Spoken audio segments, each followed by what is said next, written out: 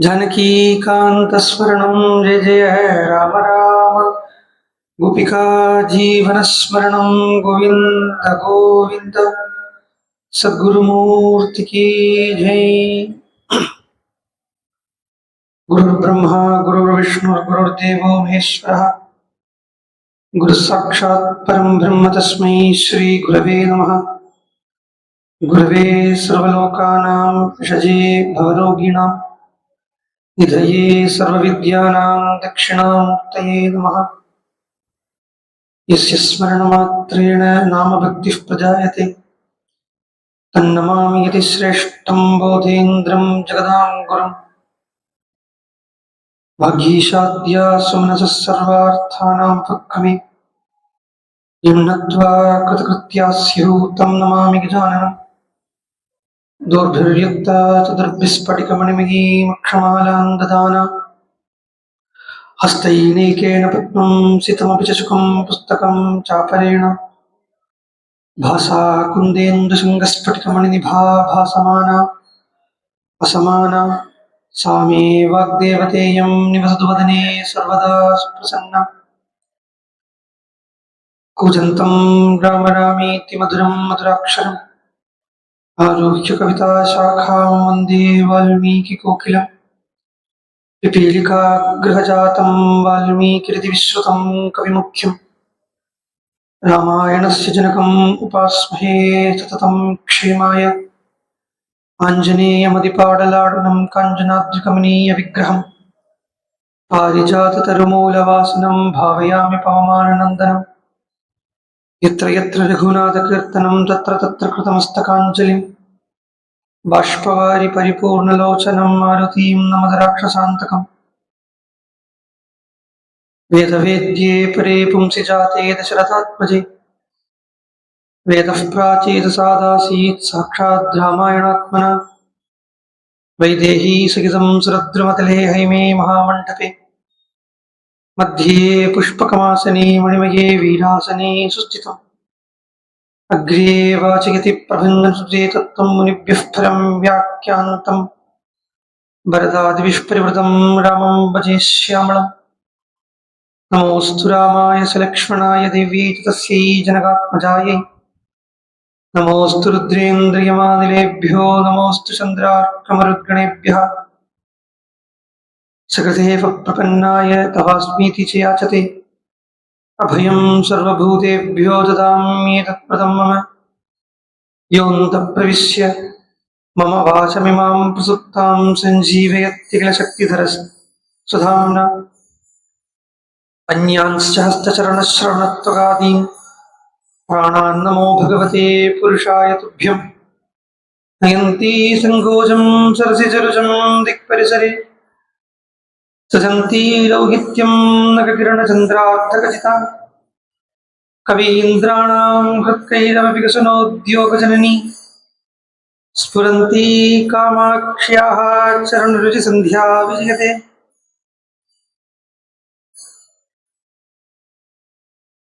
त्यक्त्वा सुदुश्चितसुरेप्सितराज्यलक्ष्मीं धर्मिष्ठादिपदसायदगादरण्यम् मायामृगं दयिदीप्सितमन्वधावत् वन्दे महापुरुषते शरणारविन्दम्।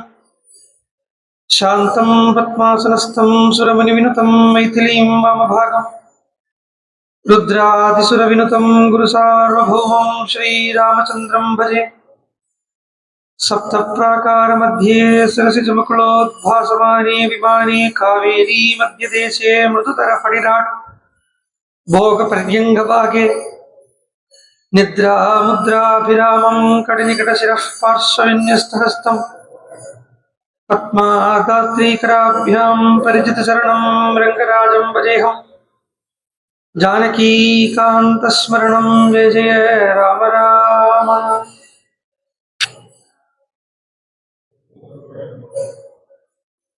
हरे राम।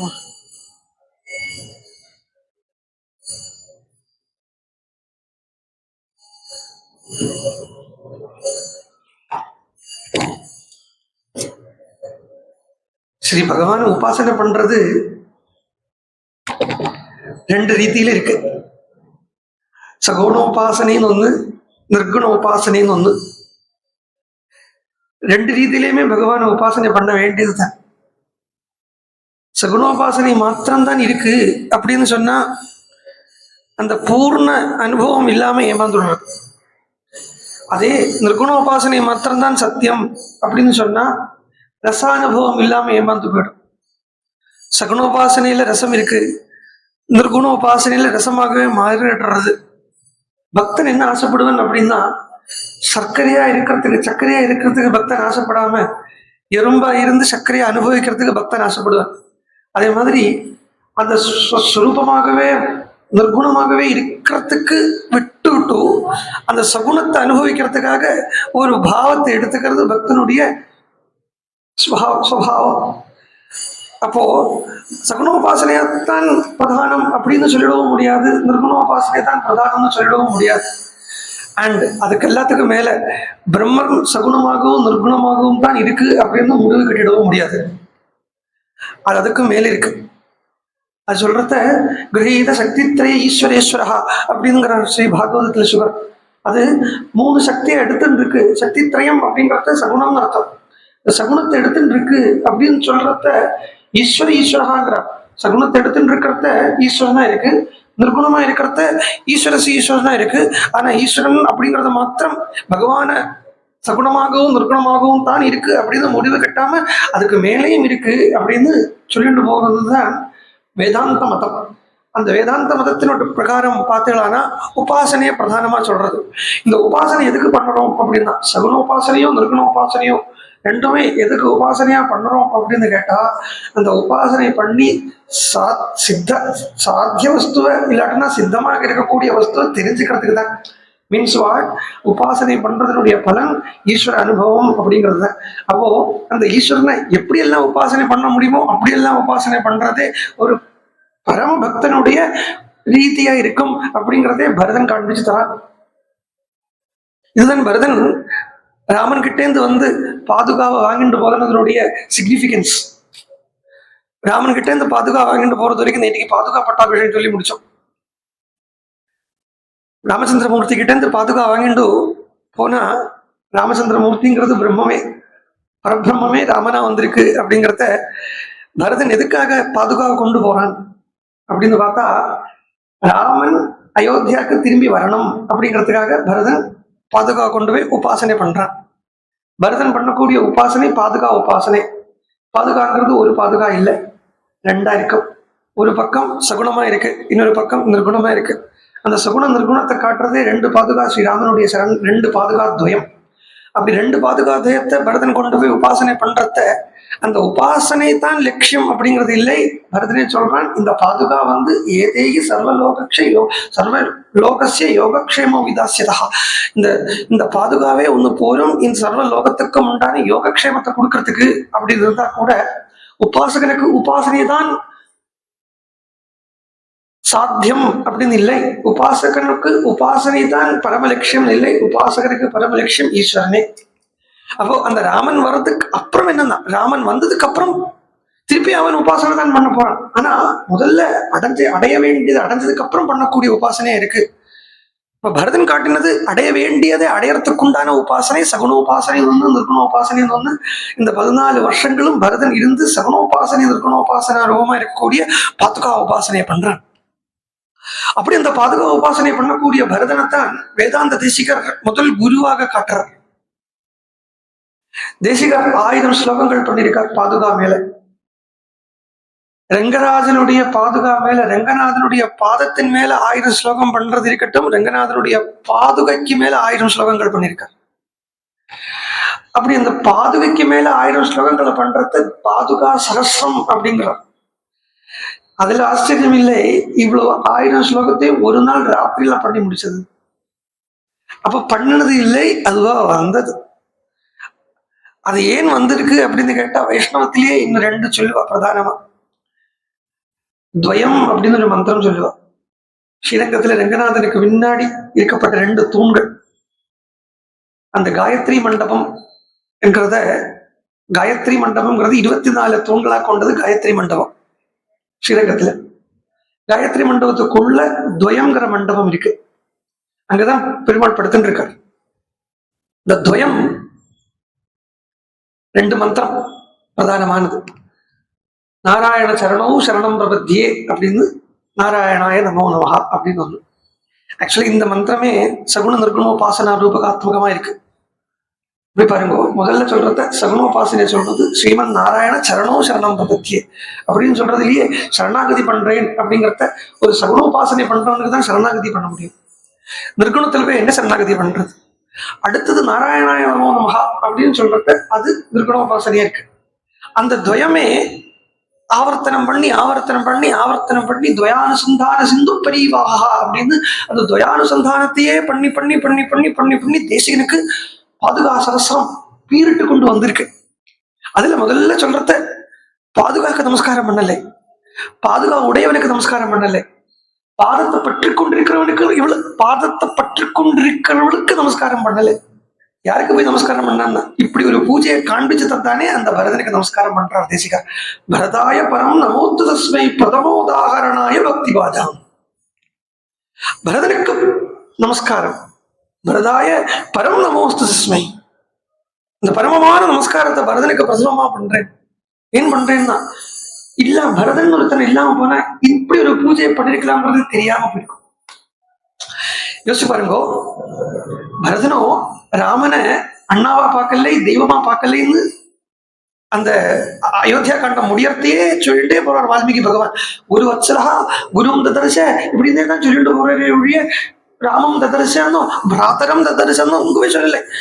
குரும் ததர்ச குருவத்சலா குருப்ரீதா அப்படிங்கிற தஸ்யமே சிஷ்யஸ்ய தாசஸ்ய பிரசாதம் கர்த்துமர்ஹதி அப்படின்னு பரதன் வேற ராமர்கிட்ட பிரார்த்தனை பண்ணிக்கிறான். உன்னுடைய சிஷ்யன் நான், தாசன் நான் அப்படின்னு தான் சொல்லிக்கிறானே ஒழிய ஒரு இடத்துல கூட பரதன் தன்னை தஸ்ய பிராத்தா அப்படின்னு சொல்லிக்கல, அனுஜஹா அப்படின்னு சொல்லிக்கல. குரு குருங்கிற பார்வையிலேயே போயிட்டு இருக்கிறத குருவனுடைய ரூபமா என்ன இருக்குன்னா பாதுகாதான் இருக்கு.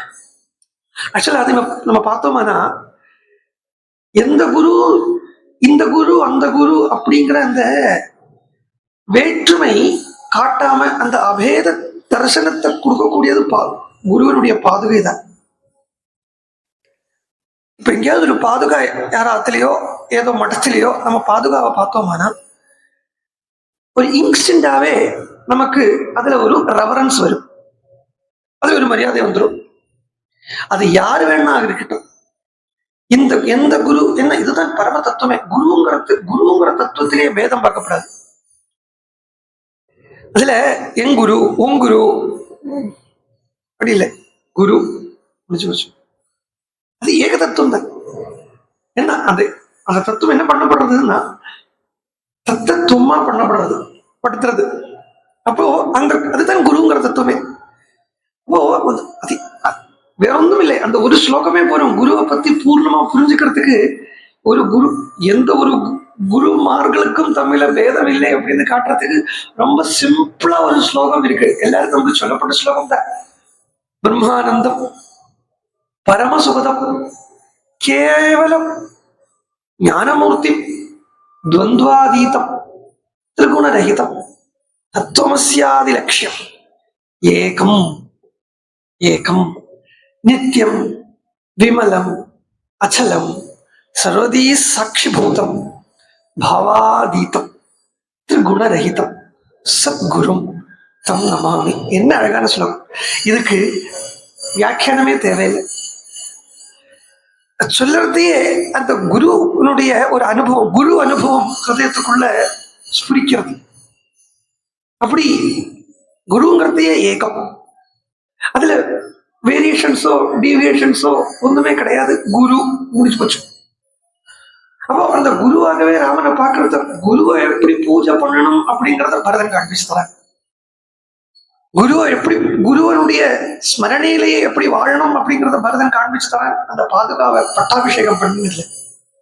அந்த பரதன் இல்லாத போனா இந்த இப்படி ஒரு உபாசனா ரீதி யாருக்குமே தெரிஞ்சிருக்காது. இன்னும் சொல்ல போனா இப்ப ஆரம்பிச்ச ரீதியில சொல்ல போனேன்னா சகுணோபாசனையும் நிர்குணோபாசனையும் ஒருத்தனே பண்ண முடியும் அப்படிங்கறத பரதன் காண்பிச்சு தந்தான். எங்கேயோ இருந்துட்டு ராமனே நினைச்சுட்டு இருக்கான் பரதன் அப்படிங்கிறது அது நிர்குணோபாசனை. ராமனை பார்த்து வாய் பேச முடியாம கண் அடைக்க முடியாம அப்படியே பார்த்துட்டு அந்த ரூபத்திலேயே மயங்கி நிற்கிறான் சகுனோபாசனை. இது ரெண்டுமே பரதன் காண்பிச்சு தரான். இப்படி அந்த பாதுகாவை கொண்டு பட்டாபிஷேகம் பண்ணி நந்தி கிராமத்துல பாதுகாவை ஸ்தாபனம் பண்றத அந்த பாதுகாக்கு சரணாகதி பண்ணி பரதன் சத்திர சாமரங்களை பாதுகாக்கே சமர்ப்பணம் பண்ணி பாதுகா தாசனாக பரதன் இருக்கான். இந்த பாதுகாவே சர்வ லோகத்தையும் பரணம் பண்றது என்கிறது வரைக்கும் பூர்வ சரித்திரம். மேல பரதன் அந்த போன உடனே ராமனுக்கு பூரா அந்த இடமே தான் தெரிஞ்சுட்டு இருக்கு. ராமனுக்கு இப்ப பாருங்கோ, பரதன்கிற பக்தன் ராமனை நினைச்சுட்டு இருக்கான் அப்படிங்கிறதுல இல்லை ஆச்சரியம். ராமனால பரதனை மறக்க முடியறது இல்லைங்கிறது தான் ஆச்சரியம். இங்க ஒரு அண்ணா தம்பி அப்படிங்கிற ஒரு உறவில இவாளை போட்டு லாக் பண்ணி வைக்கிறத விட பரந்த மனசோட பார்த்தோம் என்ன அவளே அப்படித்தான் சொல்லிக்கிறாங்கிறதுனால அந்த தைரியத்துல தான் சொல்றேன். வால்மீகி பகவான் கொடுத்த தைரியத்துல சொல்றேன். அவளே அப்படித்தான் சொல்லிக்கிறா. குரு சிஷ்யன் இல்லைன்னா ஈஸ்வரன் பக்தன் அப்படிங்கிறத அந்த திருஷ்டிலேயே பார்த்துட்டு இருக்கிறத பரதன் பகவானே நினைச்சுட்டு இருக்கான் அப்படிங்கிறது அதுவே பெரிய ஆச்சரியமான காரியம் தான். யாரால முடியும்? இந்த உலகத்தில் இருக்கப்பட்ட யாரால முடியும் இப்படி இருக்கிறதுக்கு? யாரால முடியும்? அவனுக்கு கொடுக்கப்பட்டிருக்கு. எப்படின்னா உபனிஷத்துல சொல்லப்பட்ட ஒரு மனுஷ ஆனந்தம் பூரா பரதனுக்கு கொடுக்கப்படுறது. ஆசிஷ்டோ ததிஷ்டோ பரிஷ்டா எல்லாம் அவனுக்கு கொடுத்திருக்கு. ரைட்டும் கொடுத்தாச்சு, ராஜ்யமும் கொடுத்தாச்சு. யுவா சாது சாது யுவா தியாயகா அப்படின்னு உபனிஷத்து ஆரம்பிக்கிறது. ஆனந்தவல்லி அப்படிங்கிற பாகம் பிரம்மானந்தவல்லின்னு சொல்லுவா இதுக்கு தைத்திரிய உபனிஷத்துல. அந்த பாகம் ஆரம்பிக்கிறதையே உங்களுக்கு ஆனந்தத்தை பத்தி சொல்றதுக்கு முயற்சிக்கிறேன் அப்படின்னு தான் உபனிஷத்தை தொடங்குறது. ஏன்னா ஆனந்தத்தை சொல்லி பூர்த்தி பண்ணிக்க முடியாது, புரிய வைக்க முடியாது. அது அனுபவம் மாத்திரமான விஷயம், அனுபவத்துக்கு மாத்திரமான விஷயம். அதால சொல்றதுக்கு முயற்சிக்கிறேன் அப்படின்னு சொல்லிட்டு சொல்றது தெரிஞ்சதை வச்சுட்டு சொல்லி கொடுக்க ஆரம்பிக்கிறது. நமக்கு தெரிஞ்சதை வச்சுண்டு யுவா சியாத் சாது யுவா அத்தியாயகா படிக்கிறவன், நல்ல படிச்சவன், யௌவனத்தில் இருக்கிறவன், சத் ஸ்வபாவம் உள்ளவன், சத் ஸ்வபாவம் சாது ஸ்வபாவமாகவே உள்ளவன், அவனுக்கு நல்ல எண்ணங்களே உள்ள இருந்துருக்கு. ஆசிஷ்டோ ததிஷ்டோ பலிஷ்டா, நல்ல ஆரோக்கியம் இருக்கு, தைரியம் இருக்கு, பலம் இருக்கு. இதெல்லாம் இல்லாமக்கி இந்த உலகம் பூராவுமே சப்தத்வீபவதி மஹீப் அப்படிங்கிற அந்த 7 தீபங்கள் கொண்ட இந்த உலகத்தை அவன்கிட்ட பொறுப்பிலே ஒப்படைச்சாச்சு. அவ்வளவு தனகினா இருக்கான். இப்படி இருந்தா இது ஒரு மனுஷனுடைய ஆனந்தம் அப்படின்னு வச்சுக்கோ அப்படின்னு சொல்லிடுது. அப்படின்னு சொல்லிட்டு அப்படி எல்லாம் ஒன்றும் இருந்துடாது. இப்படி இருந்துடுமா? இவ்வளவு இருந்துடுமா? எங்கேயாவது கோட்டியில இல்லை, ஒன்ஸ் இன் ட்ரில்லியன் கூட இப்படி பார்க்க கிடைக்காது. ஆனா பரதன் கிட்ட அது கிடைச்சிருக்கு. முதல்ல பரதனை விடுங்கோ, ராமச்சந்திரமூர்த்தி கிட்டே அது கிடைச்சிருக்கு.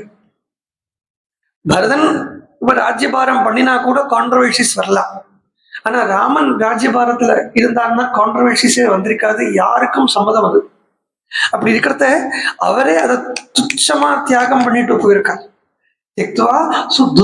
சுரேப்சி ராஜ்யலட்சுமி, தியாகம் பண்ண முடியாத அந்த ராஜ்யத்தை அப்படியே ஈஸியா ஒரு புஷ்பத்தை கிள்ளி எடுத்து போடுற மாதிரி ராமச்சந்திரமூர்த்தி அதை தியாகம் பண்ணிட்டு போயிருக்கார்.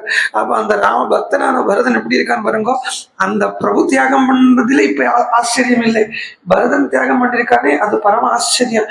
ஏன்னு கேட்டா இவ்வளவு சொகுசு இருந்தும் இந்த சொகுசு எனக்கு தாத்காலிகம் அப்படிங்கறத நான் நன்னா தெரிஞ்சுட்டு இருக்கேன், எனக்கு சாஸ்வதமான வஸ்து தான் தேவை அப்படிங்கிற பரம விவேகியா இருக்கான். அந்த விவேகமே வைராக்கியத்தை கொடுக்கிறது. இந்த வைராக்கியத்தை சொல்ற படலமே அயோத்தியா காண்டமா இருக்கு.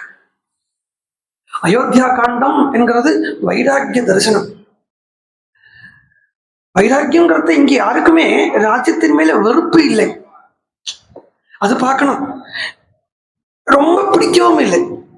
அப்போ வெறுத்துட்டு ராஜ்யத்தையே சீ தூ அப்படின்னு உதறி தள்ளிட்டு வெறுத்து தள்ளிட்டு போகலை, தர்மத்துக்காக அந்த வைராக்கியத்தை எடுத்துட்டு இருக்கான். தார்மீக புத்தியில அந்த வைராக்கியத்தை கடைபிடிக்கிறாங்கிறத ராஜ்யத்துக்குள்ள போயிட்டு தான் திரும்பி வரான்னு பரதன். நேற்றுக்கு நான் ஒரு ரசத்துக்காக கடைசியில சொல்லி வச்சேன், அயோத்தியாவை இங்கேருந்து பார்த்தா நல்லா வாஸ்தவமா வால்மீகி படி போனோமானா அயோத்தியாக்குள்ள போறாங்க.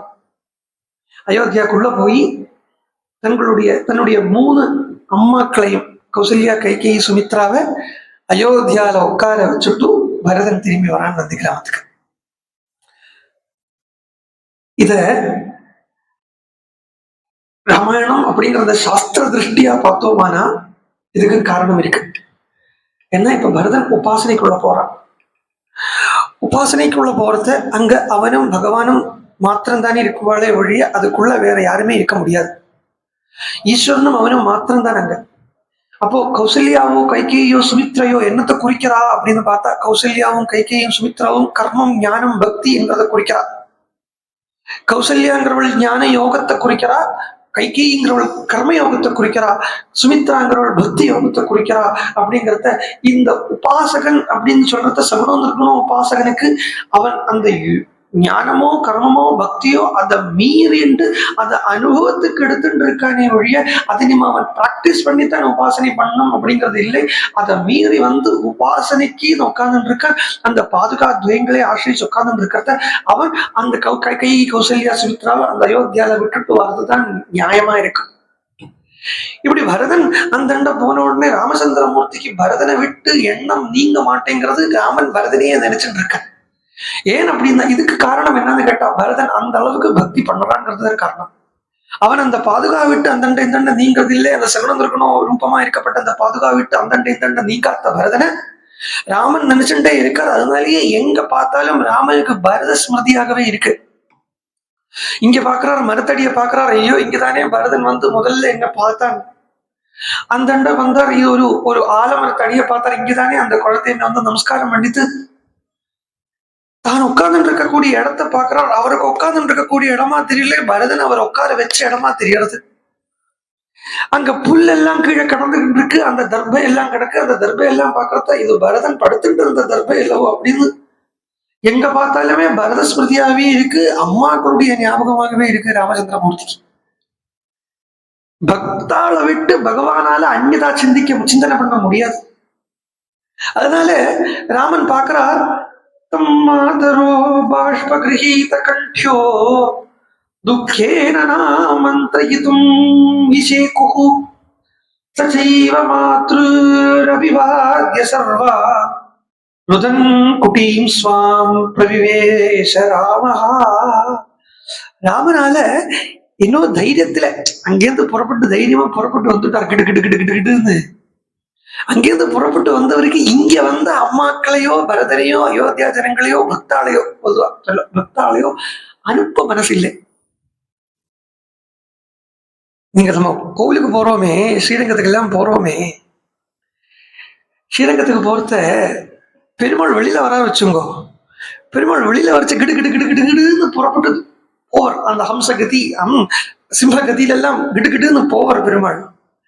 அதுவே நம்ம தரிசனம் பண்ண போறோம் வச்சுங்கோ, நமக்கு நம்மளை அவருக்கு அனுப்புறதுக்கே மனசு கிடையாது. இது நமக்கு நிதர்சனமா பார்க்கலாம். ஏன் தெரியுமா? இப்போ இப்படி ஒரு கியூப் உள்ள போறதுக்கு இருக்கும் இல்லையா, இப்படி வெளியில வர்றதுக்கு இருக்கும் இல்லையா, இப்படி பார்த்தலாம்னா இந்த பக்கம் ஒரே கும்பலா இருக்கு, அந்த பக்கம் இந்த டேமேஜ் ஆன பைப்ல இருந்து ஜலம் வர்ற மாதிரி சொட்டு சொட்டா வந்து இருக்கும்.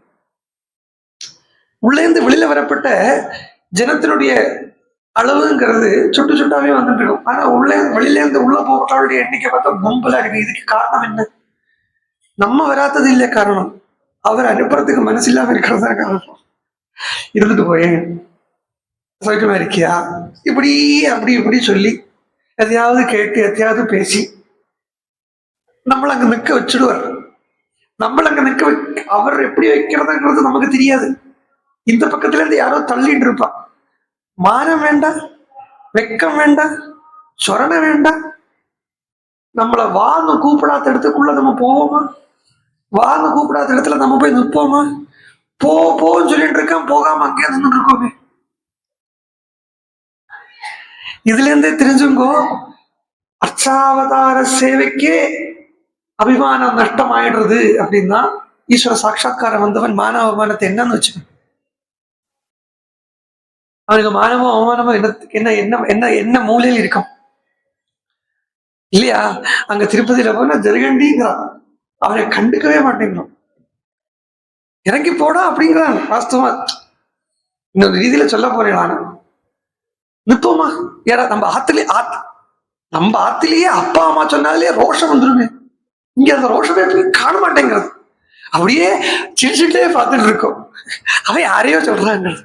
இது மாதிரி லோகத்துல வந்துருத்து வச்சுக்கோ, அவன் தான் ஞானின்னு சொல்றது. லோகத்திலே இந்த மாதிரி வந்துருத்து. அதனால ராமருக்கு அவளை அனுப்புறதுக்கே மனசில்லை. பரதா அப்படின்னார். பரதன் கொஞ்சம் நேரம் போன திரும்பி பார்க்கறான் ராமனை. பரதன் ராமனை திரும்பி பார்த்தான். ராமன் அங்கேயும் வந்துட்டு இருக்கார். பரதன் ஓடி வந்தான். அப்புறம் அண்ணா வந்துருவேன் இல்லையா, 14 வருஷம் முடிச்சு வந்துடுறேன்டா பரதா, கவலைப்படாம போ. 10 அடியோ பரதன் நடந்திருப்பேன். ராமன் பரதா சொல்ல மறந்துட்டேன், அந்த பிராமணாளுக்கெல்லாம் டெய்லி தட்சிணை கொடு. சரி அண்ணா கொடுக்குறேன், போறேன்.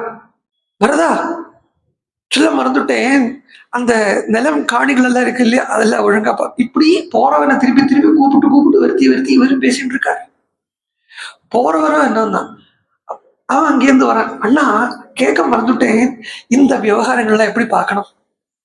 திருப்பி வந்தேன். ஓ அப்படியா, அதுல கேட்டுட்டு போயாச்சு. இந்த நிலத்தை எப்படி உழணும், அவளுக்கெல்லாம் என்ன வேதனம்னா படம், அவளுக்கெல்லாம் என்ன வேதனம் கொடுக்கணும், பைசா கொடுக்கணும் கேட்டுட்டு போனேன். திரும்பி வந்தேன். இல்ல 100 கொடுக்கணும்னு சொன்னேவா, 102 கொடுக்க. இப்படி சில்லி மேட்டர்ஸுக்கு திருப்பி போய் வந்து பரதன் அந்தண்ட திரும்புறது வரைக்கும் ராமன் இங்கே நின்றுட்டு கை காட்டிட்டு இருக்காரு. கை காட்டுறாரு. இப்படி கை காட்டுறாரு. தற்கொலை பேச்சணியும் தமிழ்ல வந்து உண்டு. பிரகிருதியில நடக்கிறது எல்லாத்தையுமே நமக்கு அனுகூலமா எடுத்துக்கிறது. பரதன் நினைச்சுக்கிறான், இப்படி இவர் காட்டுறாரா, போகாதே சொல்றாரு போல் இருக்கு. திரும்பி வர ஆனா போகாதே சொல்றீங்களா, போயிட்டு வரலாமா, என்னைக்கு வரணும்னு சொல்லிருக்கோம். ஏன்னா நீ போ, நான் வரேன். இப்படி அவராலே முடியல, பரதனாலே முடியல. எப்படி முடியும்? இதே மாதிரி இவ வருங்கோ, ஸ்ரீரங்கத்துல தரிசனத்துக்கு பண்ண போறோம். போனா ரங்கநாதனை பார்த்துட்டு திரும்பி வருவோம். திரும்பி வரத்த இந்த காயத்ரி மண்டபத்துக்கு வெளியில இறங்குறதுக்கு முன்னாடி ஒரு ஸ்பாட் இருக்கு. நல்ல ஹைட் உள்ள ஆளுக்கு இங்கேருந்து பெருமாளை பார்க்கலாம். இப்பதான் அங்க போய் பார்த்துட்டு வந்திருக்கோம். படுத்துட்டு இருக்கிற பெரிய பெருமாளுடைய கண்ணு நல்லா இங்கேருந்து தெரியும்.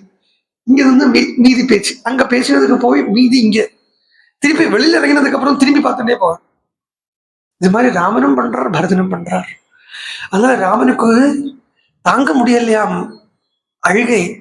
சொல்றார் வால்மீகி பகவான், பார்த்து காண்பிச்சுன்னு சொல்றார், ருதன் குட்டியும் ஸ்வாம் பிரவிவேச ராமஹா.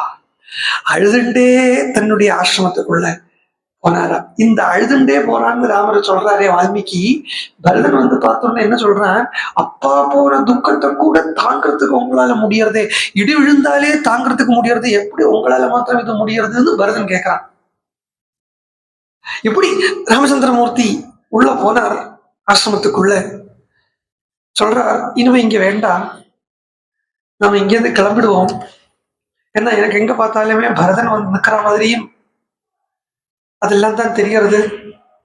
ஆகையதான் நம்ம இங்கேருந்து கிளம்பிடுவோம் அப்படின்னு சொல்லி கிளம்பலாம் அப்படின்னு நினைச்சுட்டு இருக்கிறதுக்குள்ள கொஞ்சம் ரிஷிகள் ராமனை தேடிட்டு வரா. தண்டகாரண்ய வாசிக்கலான ரிஷிகள், அந்த பிரதேசத்தில் சித்திரக்கூட வாசிக்கலான ரிஷிகள் ராமனை தேடிட்டு வரா. ராமன் கிட்ட சொல்றா, பிரபு ராமச்சந்திரா, நாங்க உடனே கிளம்புறோம், எங்களுக்கு இங்க இருக்க முடிய மாட்டேங்கிறது. ஏன் அப்படின்னா, நீங்க இங்க இருக்க அப்படிங்கறத தெரிஞ்சுண்டு அசுரால் எல்லாரும் வரா. நீங்க இங்க இருக்க தெரிஞ்சுண்டு அசுரால் வரா அப்படின்னு சொல்ற. ராட்சசாலும் அசுராலும் நீங்க இங்க இருக்கிறத தெரிஞ்சுண்டு ரிஷிகளை எல்லாரையும் சாப்பிட்றதுக்குன்னு வரா. அதுல ரிஷிகள் சொல்றத வால்மீகியினுடைய ஓரோரோ வார்த்தையும் கவனிச்சு பார்த்தா தான் விஷயம் புரியும். அங்க சொல்ற ரிஷிகள் பூர்ணமா நல்ல பலம் உள்ள ரிஷிகளவா எதுவும் பண்ண மாட்டேங்கிறா. தப்போ பலம் பூர்ணமா இருக்கக்கூடிய ரிஷிகளவா ஒன்றும் பண்ண மாட்டேங்கிறா. அல்ப தபோ பலம் உள்ள ரிஷிகளவா சாப்பிடுறாங்கிறா. அல்ப தபோபலம்னா என்ன, பூர்ண தபோபலம்னா என்ன? அல்ப தபோபலம் அப்படிங்கறது தபசம் இருக்கு, இது ஒரு பேட் காம்பினேஷன். அல்ப தபோபலம் அப்படிங்கிறது ஒரு பேட் காம்பினேஷன். அதாவது எங்கேயுமே ஒரு ஈஸ்வர சக்தி ஜாஸ்தி இருக்கிற இடத்துலதான் அவனுக்கு கலையோ இல்லை பிரவச்சனமோ, ஏதாவது பிரவச்சனமும் ஒரு கலை தான். சோ இது மாதிரி ஒரு கலை எங்க நடக்கும்னு கேட்டா ஈஸ்வர சக்தி அவனுக்குள்ள இருக்கிறதுல இடத்துல நடக்கும், கிடைக்கும். அப்படி அந்த சக்தி இருக்கிற சமயத்திலேயே அவனுக்குள்ளேயே மெட்டீரியல் நீட்ஸும் இருந்தது வச்சுக்கோ, லௌகிக ஆசையும் இருந்தது, லௌகிக இச்சையும் இருந்ததுன்னா அது ஒரு பேட் காம்பினேஷன். அதாவது பகவானை பத்தியும் சொல்றான், பணத்தை பத்தியும் பேசுறான். எவ்வளவு பெரிய டேஞ்சரஸ் காம்பினேஷன் தெரியுமா? பணத்தை பத்தி மாத்திரமே பேசிட்டு இருக்கான்னு வச்சுக்கோ, நமக்கு அவனை பத்தி கவலை இல்லை, போயிட்டு வரட்டும். பகவானை பத்தி மாத்திரமே பேசிட்டு இருக்கான்னு வச்சுக்கோ, அவங்க கூட இருக்க வேண்டியது சுகம். ரெண்டும் இருக்கிறத, இது ரெண்டும் இருந்தா எப்படி இருக்கும்? பார்க்கறத ஐயோ பேசுறத சக்கரை கட்டியா அப்படியே பகவான் அப்படியே கண்ணு முன்னாடி நிறுத்துற மாதிரி பேசுறாரே, அப்படியே கண்ணு முன்னாடி பகவானை பார்க்கிறோம் தெரிஞ்சுட்டு இருக்கக்கூடிய உணரக்கூடிய அந்த நேரத்துல அதை வந்து கட் பண்ணிட்டு உலக விஷயத்தை பேச ஆரம்பிச்சுடுறாரு. அப்ப இங்க அனுபவம் கொடுக்கற மாதிரி கொடுத்துட்டு எடுக்கிற மாதிரி தானே இருக்கு. ஈஸ்வர அனுபவத்தை கொடுத்துட்டு இதுக்கு இல்லையா? அப்போ என்ன இது எப்படி இருக்கும்னா, அது கம்மன் சொன்ன மாதிரி அந்த உதாரணம் தான் சொல்லணும். கண்ணு இல்லாதவனுக்கு கண்ணு வந்துட்டு போன மாதிரி, கண்ணு இல்லாதவனுக்கு கண்ணு வந்துட்டு திரும்பி போன மாதிரி, கரண்ட் இல்லாத ஊர்ல கரண்ட் வந்துட்டு திரும்பி போன மாதிரி. கரண்டே இல்லாத ஊர்ல திடீர்னு கரண்ட் வந்தது, டிரான்ஸ்ஃபார்மரை கொண்டு வச்சா கரண்ட் எல்லாம் வந்தது. அப்புறம் தான் கவர்மெண்ட்ல இந்த ஆர்டர் வந்திருக்கு, இந்த ஊருக்கு இல்லை அடுத்த ஊருக்கு தான் டிரான்ஸ்ஃபார்மர்னு, இந்த டிரான்ஸ்ஃபார்மர் எடுத்துட்டு வேற ஊருக்கு கொண்டு போனா எப்படி இருக்கு அந்த ஜனங்களுக்கு? இது மாதிரி அவ்வளவு நேரம் ஜனங்களுக்கு தெரியல, லோக அனுபவத்துல இருந்துட்டா திடீர்னு கொஞ்ச நேரத்துல என்னோ ஒரு பேரன்பம் கிடைச்சுட்டு வரா மாதிரி வந்தது, கைக்கு வந்தது, வாய்க்கு வராம போயிடுது. அப்படி இருக்கிறது ஒரு பேட் காம்பினேஷன். இந்த ரிஷிகளைத்தான் இவா சாப்பிடுறாங்கிறான், இந்த ரிஷிகளை. ஏன்னா இது லோகத்துக்கும் ஆபத்து, பக்தாளுக்கும் ஆபத்து. இப்படி இருக்கிறவா லௌகிகனே பூர்ணமா லௌகிகத்தை அனுபவிக்க விட மாட்டான், பக்தனையும் பூர்ணமா பகவத் அனுபவத்தை அனுபவிக்க விட மாட்டான். அதனால இவாளை மாத்திரமா பார்த்து சாப்பிடுறாங்கிறார் வால்மீகி இங்க ஸ்பஷ்டமா சொல்றாங்க இந்த இடத்துல. அதனால எங்களால் இங்க இருக்க முடியாது ராமா, நாங்க கிளம்புறோம் சொல்றார். நாங்க ஏதாவது தப்பு ராமர் சொல்றார், நாங்க உங்களுக்கு, நானோ சீதையோ லக்ஷ்மணனோ உங்களுக்கு ஏதாவது தப்பு பண்ணினோமானா மன்னிச்சுருக்கோம், நீங்க இங்கேருந்து கிளம்புறது எனக்கு மனசு கஷ்டமா இருக்கு அப்படிங்கிறத அவ சொல்றா. நீ தப்பு பண்றதா ராமா? கிருத கல்யாண சத்வாயா கல்யாண விரதே சதா சலனம் தாத வைதேஹ்யா தபஸ்விஷு விசேஷதா. ஏதோ கிடைக்குமா கிடைக்குமா கிடைக்குமா அப்படின்னே பார்த்துட்டு இருந்த எங்களுக்கு, எப்ப கிடைக்கும் எப்ப கிடைக்கும் அப்படின்னு நினைச்சுட்டு இருந்த எங்களுக்கு, எங்களுக்கெல்லாம் எட்டா கனி போல இருந்த எங்களுக்கு உன்னுடையும் சீதையினுடையும் சாட்சாத்கார அனுபவம் கிடைச்சுடுத்தே. இது சாமான்யமா இருக்கா? இது கல்யாணம் அப்படிங்கிற சப்தத்தையே இங்க ரிஷிகள் சொல்றோம். எங்களுக்கு இதுதான் பரமஸ்ரேயஸை கொடுக்கக்கூடியதா இருக்கு ராமா. அதனால உங்ககிட்ட இருந்தோ சீதைகிட்ட இருந்தோ லக்ஷ்மணன் கிட்ட இருந்தோ எந்த தப்பும் இல்லை, நாங்க கிளம்புறோம் அப்படின்னு சொல்லி தொம் யதா பிரதி தொம் யதா பிரபிருதி யஸ்மின் ஆஸ்ரமே தாத வர்த்தசே ததா பிரபிருதி ரக்ஷாம்சி விப்ரகுர்வந்தி தாபசான. ஏன் கிளம்புறோம் அப்படின்னா, நீ எவ்வளவு நாளைக்கு இந்த ஆசிரமத்தில் இருந்துட்டு இருக்கியோ அவ்வளவு நாளைக்கும் தபஸ்விகளை ராட்சசால் ஹிம்சை பண்ணுவா. ராட்சசால் தபஸ்விகளை ஹிம்சை பண்ணுவா அப்படிங்கறத இன்னொரு ரீதியில பாருங்க. இந்த ராட்சசால் அப்படிங்கறத அவளுமே ராமனை அடையணுங்கிற அந்த எண்ணத்தில் இருக்கக்கூடியவாதான் ராட்சசால். ஏன்னா ராமாயணத்துக்குள்ள வந்திருக்காங்கிறதுனாலே ராமனை அடையணும்னு ஆசைப்படப்பட்டவளா தான் இருக்க முடியும். அப்ப அவளுக்கு எப்படி ராமனை அடையணும் தெரியல, எப்படி ராமனை அடையணும் தெரியாமக்கு எப்படி எல்லாமோ போய் எந்த மார்க்கத்தோட எல்லாமோ போயாவது ராமனை அடையலாம்னு பாக்குறாங்கிறதுனாலயே ரிஷிகள் கிட்ட வரா. அப்படி வரக்கூடியவளுக்கு ராமன் அடையறதுக்கு இவ வழி சொல்லி கொடுக்கறதுக்கு ராமன் கிட்டவே இந்த ரிஷிகளை ஆரண்ய கண்டத்துக்குள்ள பிரவேசிக்கிறத ராமன் கிட்ட ரெக்கமெண்ட் பண்ண போறா. நீ அவளை சேர்த்துக்கோ ராமா அப்படின்னு அவளையும் அபயம், அவளுக்கும் அபயம் கொடு ராமா அப்படின்னு ரிஷிகள் சொல்ல போறா. ஆனா ரிஷிகள் இங்க சொல்ற, நீ சித்த வஸ்துவா இருக்கிறதுனாலயே நீ இங்க இருக்கிற காலம் பர்யந்தம் இந்த ராட்சசால் இங்க வந்துட்டேதான் இருப்பா ராமா. ஆகையனால நாங்க இங்க இருந்து கிளம்புறோம் சொல்றத.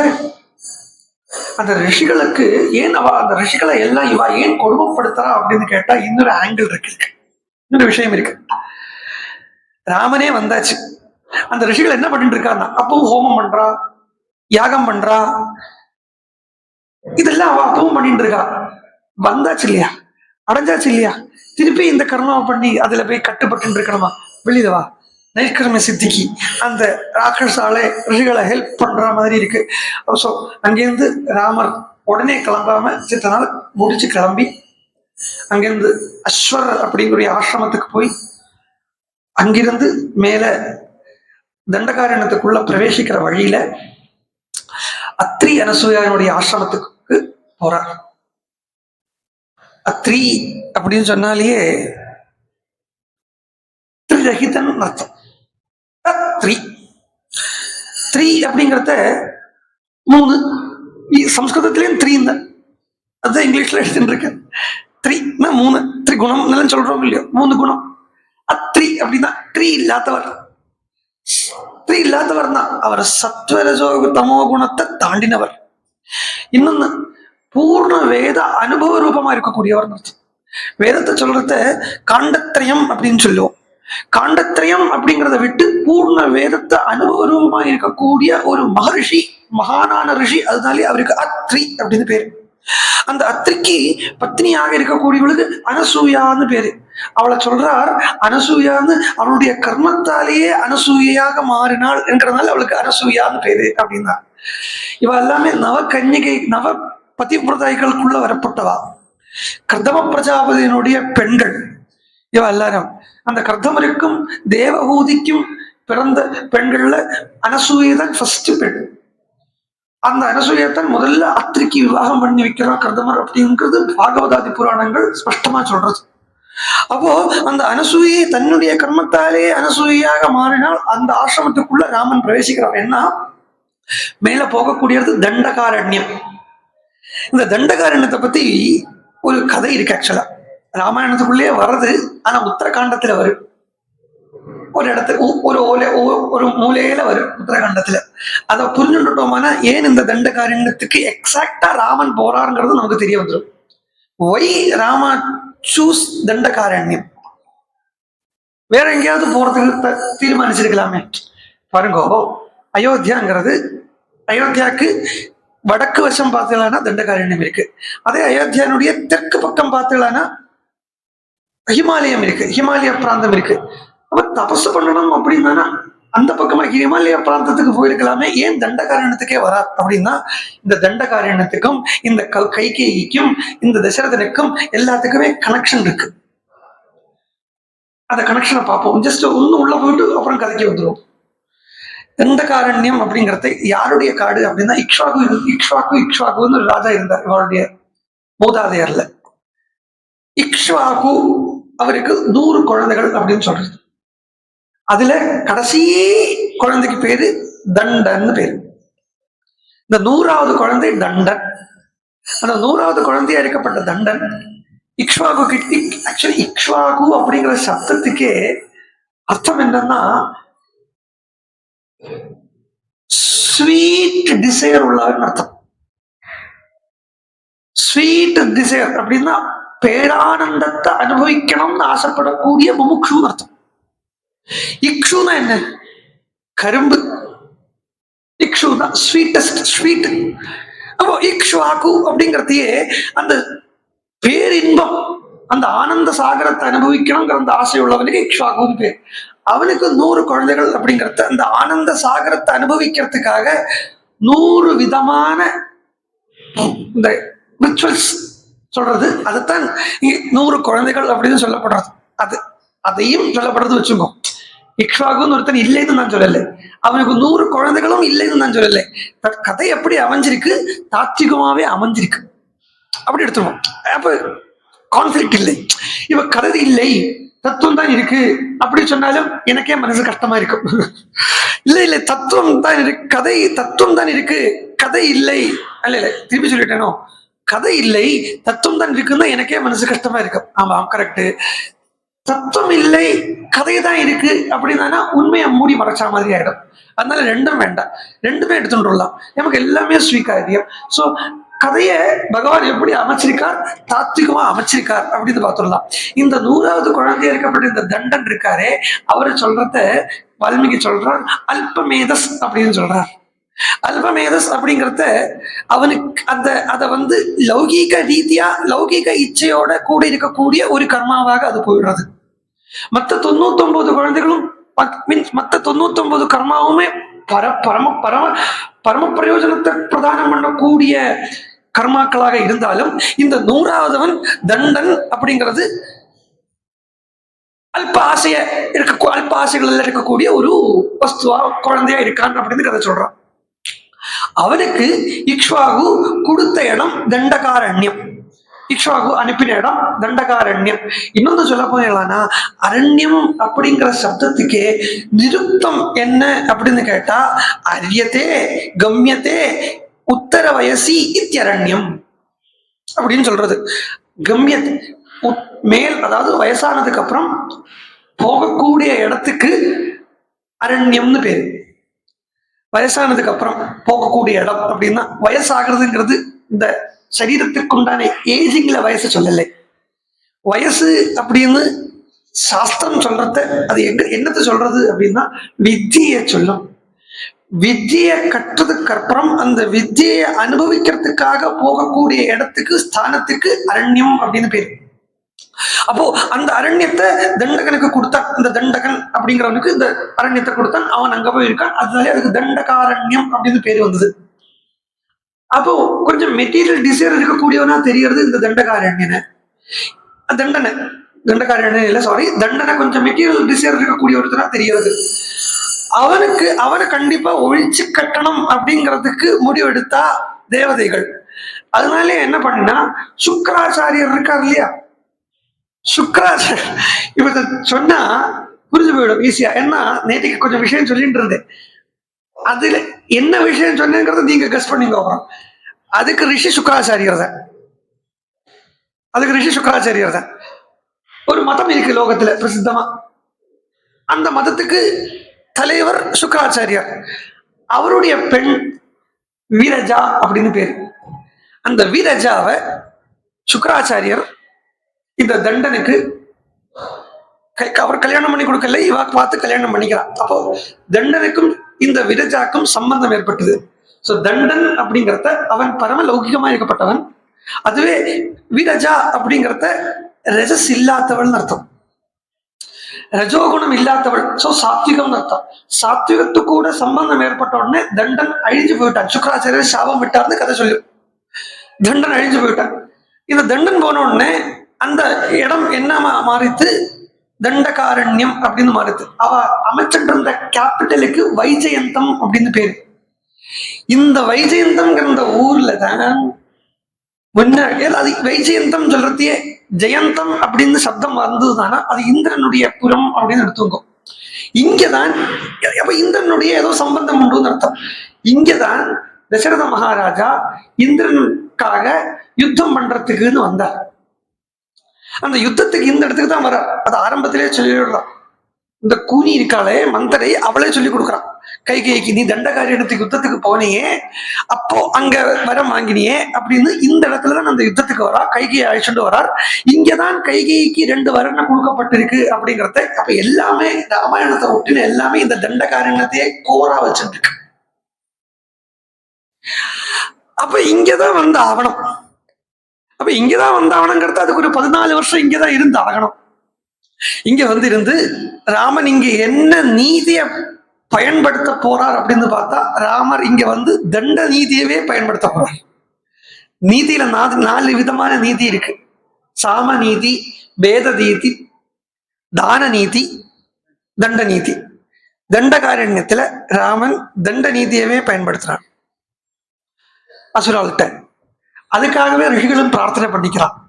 இப்படி இந்த அத்திரியினுடைய ஆசிரமம் தண்டகாரண்யம் அப்படின்னு சொல்றதையே இது அப்போ அந்த தண்டங்கிற அந்த அசுரன் போயிட்டான் இல்லையா, தண்டம்னு சொன்ன இன்னொரு அர்த்தம் என்னன்னா தெய்வத்தினுடையதுன்னு ஒரு அர்த்தம் இருக்கு.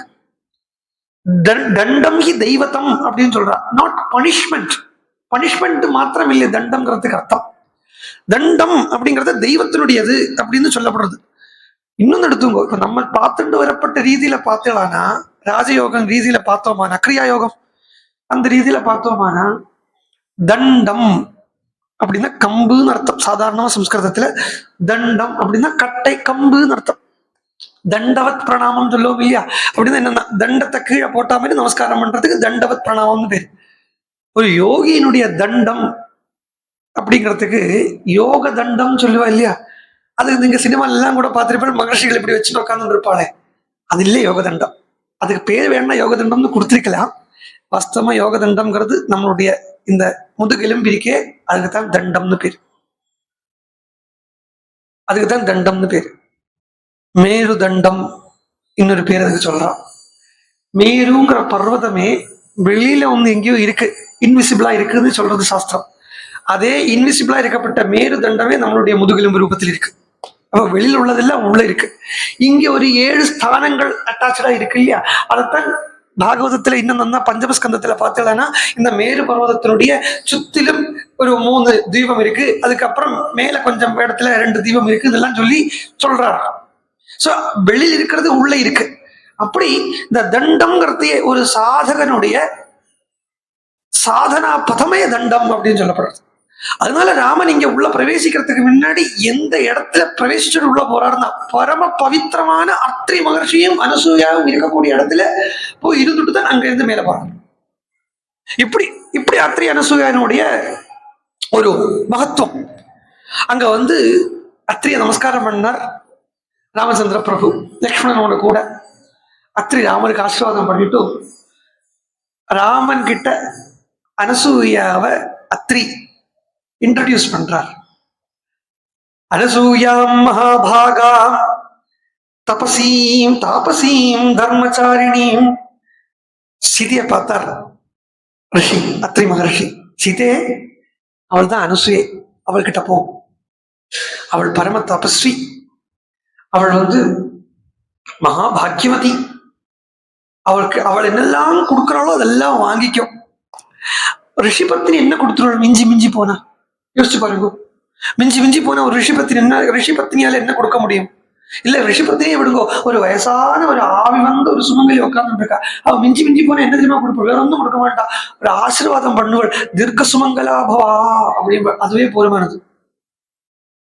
அதுவே இதே இங்க வந்து அனசூயை பண்றா. இங்கே சீதைக்கு அனசூயை இதே விஷயத்தை தான் பண்றா.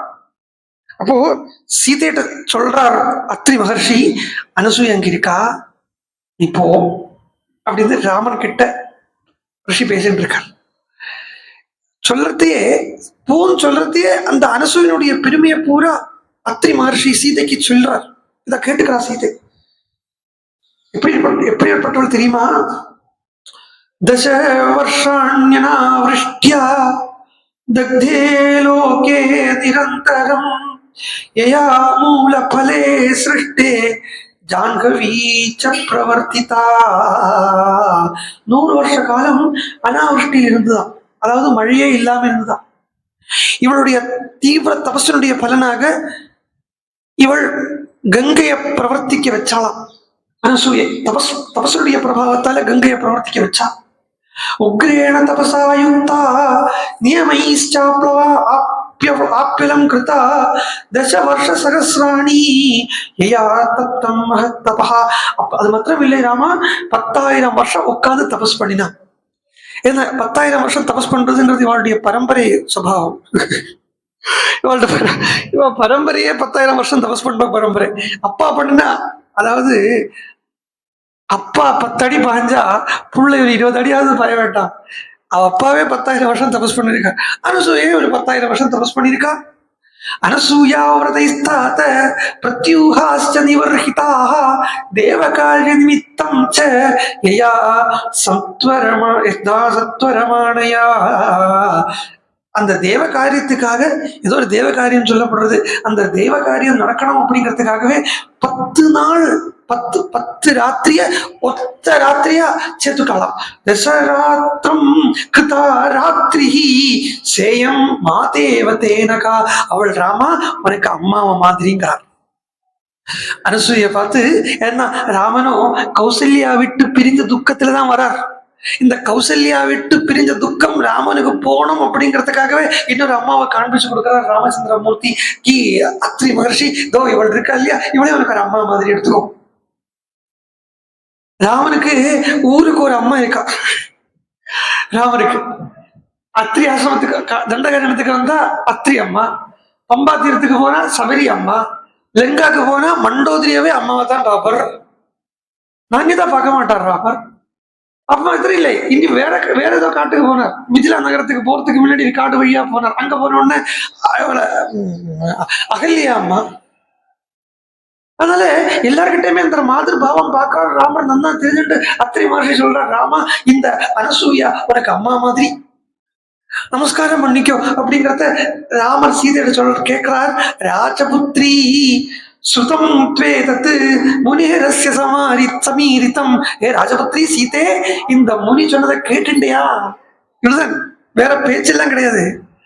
அது இந்த தாம்பத்தியம் இருக்கே, இந்த சீதாராமாளுக்குள்ள இருக்கப்பட்ட அந்த தாம்பத்தியம் இருக்கே, இதெல்லாம் நினைச்சு கூட பார்க்க முடியாது சத்தியமா. இங்க என்ன பேசிண்டா? இப்போ இங்க என்ன பேசிண்டா? ராமர் என்ன சொன்னார் சீதைட்ட? சீதே, ரிஷி சொன்னது கேட்டுண்டே இருந்தார். ஏன்னா அவன் காது கேட்காமலாம் இருக்கா. நம்மள இங்க இப்ப உள்ள காலத்தை பொம்பளை கேட்டுடுவான். இப்ப உள்ள காலத்து வைஃப் வச்சுங்கோ, நான் இங்க இருந்து இருக்கேன், நான் என்ன செவிடா கேட்காம இருக்கிறதுக்கு, என்னை பார்த்து இப்படி கேட்கிறேன் இப்படிதான் கேட்டுருவா. சீதை இல்ல, அப்படி இல்லை. ராமன் என்னத்துக்காக கேட்டியான்னு கேட்கிறாருங்கிறத சீதை புரிஞ்சுக்கிறான். அந்த அனசூயைக்கு ஒரு சக்தி இருக்கு. 10 நாள் ராத்திரிய ஒரு நாள் ராத்திரி மாதிரி போக்குறதுக்கு உண்டான ஒரு சக்தி இருக்கு. இது மேல கதைக்கு அவசியம். மேல ராவணனுடைய இடத்துல 11 வருஷம் இருக்க வேண்டியத சீதை இந்த அனசூயனுடைய அந்த ஒரு தபோபலத்தை வச்சுட்டு 11 வருஷம்ங்கிறத 11 மாசமா மாத்திட்டான். 11 மாசமா மாத்திரான். இதற்கு ராமர் கேட்கிறார், கேட்டுண்டியா? ராஜபுத்ரி சுதம் த்வேதத் முனேரஸ்ய சமீரிதம் ஸ்ரேயோர்த்தமாத்மன சீக்கிரம் அபிகச்ச தபஸ்வினி. உன்னுடைய ஸ்ரேயஸுக்காக அந்த ரிஷிபத்னி கூட போமா. அவள் சாதாரணப்பட்டவள் இல்லை. அனசூயேதி யாலோகே கர்மபிஹி க்யாதிதா க்யாதிமாகதா. அவளுடைய கர்மத்தாலே அவள் அனசூயாங்கிற பெயரை கேட்டவள் அப்படின்னு சொல்லி ராமன் சீதைய அனசூயா கிட்ட அனுப்பி விட்டுட்டு ராமன் இந்த இடத்துல உட்காந்து பேசிட்டு இருக்கார். ரிஷி கிட்ட உட்காந்து பேசிட்டு இருக்கார். சீதையை பார்க்கறான் அனசூயை. உள்ள போறான். சீதை பார்த்தா ரொம்ப வயசானவளா, பல்லு விழுந்த கிழவி அப்படின்னு போகும் இல்லையா, அந்த மாதிரி அனசூயா உட்கார்ந்து இருக்கா. ஆடுறதாம். பிரவாதே கதலி எதான்னு ஆடுற அனசூயை ஒரு ஷிவரிங்கோட தான் இருக்கா. அப்படி இருக்கக்கூடிய அனசூயை பார்த்து நமஸ்காரம் பண்ணா சீதை. சீதையை பார்த்து அனசூயைக்கு ரொம்ப சந்தோஷம் வந்துடுத்து. என்ன சந்தோஷம்னா, சீதை அப்படியே வாரி எடுத்து கட்டிண்டான். எப்பேற்பட்டவள்மா நீ அப்படிங்கிறான்.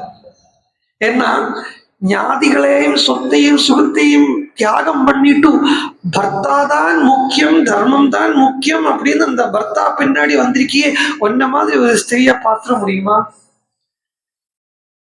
உடனே எப்படி இப்படி உனக்கு இப்படி மனசு வந்தது? இந்த மனச பெரிய இந்த மனசுக்கே முதல்ல ஒரு பெரிய கூடோஸ் அப்படிங்கிற இந்த மனசைத்தான் நான் முதல்ல சொல்லணும் அப்படின்னு. உடனே சீதை சொல்றா பணிவோட, அதே சமயம் தன்னுடையதான காம்பீரத்தோட சொல்றா, நான் கேள்விப்பட்டிருக்கேன்மா. ஏன்னா அனசூயையும் இங்க சீதைக்கு கௌசல்யா என்னென்ன உபதேசத்தை கொடுத்தாலும் அதே உபதேசத்தை அனசூயை இங்க சீதைக்கு கொடுக்கறான். ஈவன் தோ அவன் தனஹீனனாக இருக்கட்டும், சுபாவஹீனனாக இருக்கட்டும், என்ன கொடுமைப்படுத்துறவனாக இருக்கட்டும், ஆனா பர்த்தாகி சர்வ நாரீணாம் தெய்வத்தம் ஸ்மிருதம் அப்படின்னு, பர்த்தாதான் எல்லா நாரிகளுக்கும் தெய்வம் அப்படிங்கிறத புரிஞ்சுக்கோ அப்படின்னு சொல்றத சீதை இப்ப அனசூயிட்ட சொல்றா. அம்மா, நான் கேள்விப்பட்டிருக்கேன், எங்க ஆத்திலேருந்து நான் கேள்விப்பட்டிருக்கேன், நான் புகுந்த வீட்டிலே பார்த்து தெரிஞ்சுருக்கேன் பர்த்தா கிட்ட எப்படி இருக்கணும் அப்படின்னு. எந்த ஒரு பர்த்தாவும் ஜிதேந்திரியன் அல்லாதவனோ இல்லை அவனுக்கு கெட்ட பழக்கங்கள் இருக்கப்பட்ட பர்த்தாவானா கூட அவனை மீறிண்டு போகப்படாது அப்படிங்கிற தர்மம் நான் கேள்விப்பட்டிருக்கேன். ஆனா என்னோட பர்த்தாவோ அப்படின்னு சொல்லி ஆரம்பிச்ச சீதையினுடைய பெருமையை பாருங்க. இந்த பிரைடுல சொல்றா, கிம் புனர்யோ குணஸ்லாக்யா சானுக்ரோஷோ ஜிதேந்திரியா ஸ்திரானுராகோ தர்மாத்மா மாதೃவத் பித்ருவத் பிரியா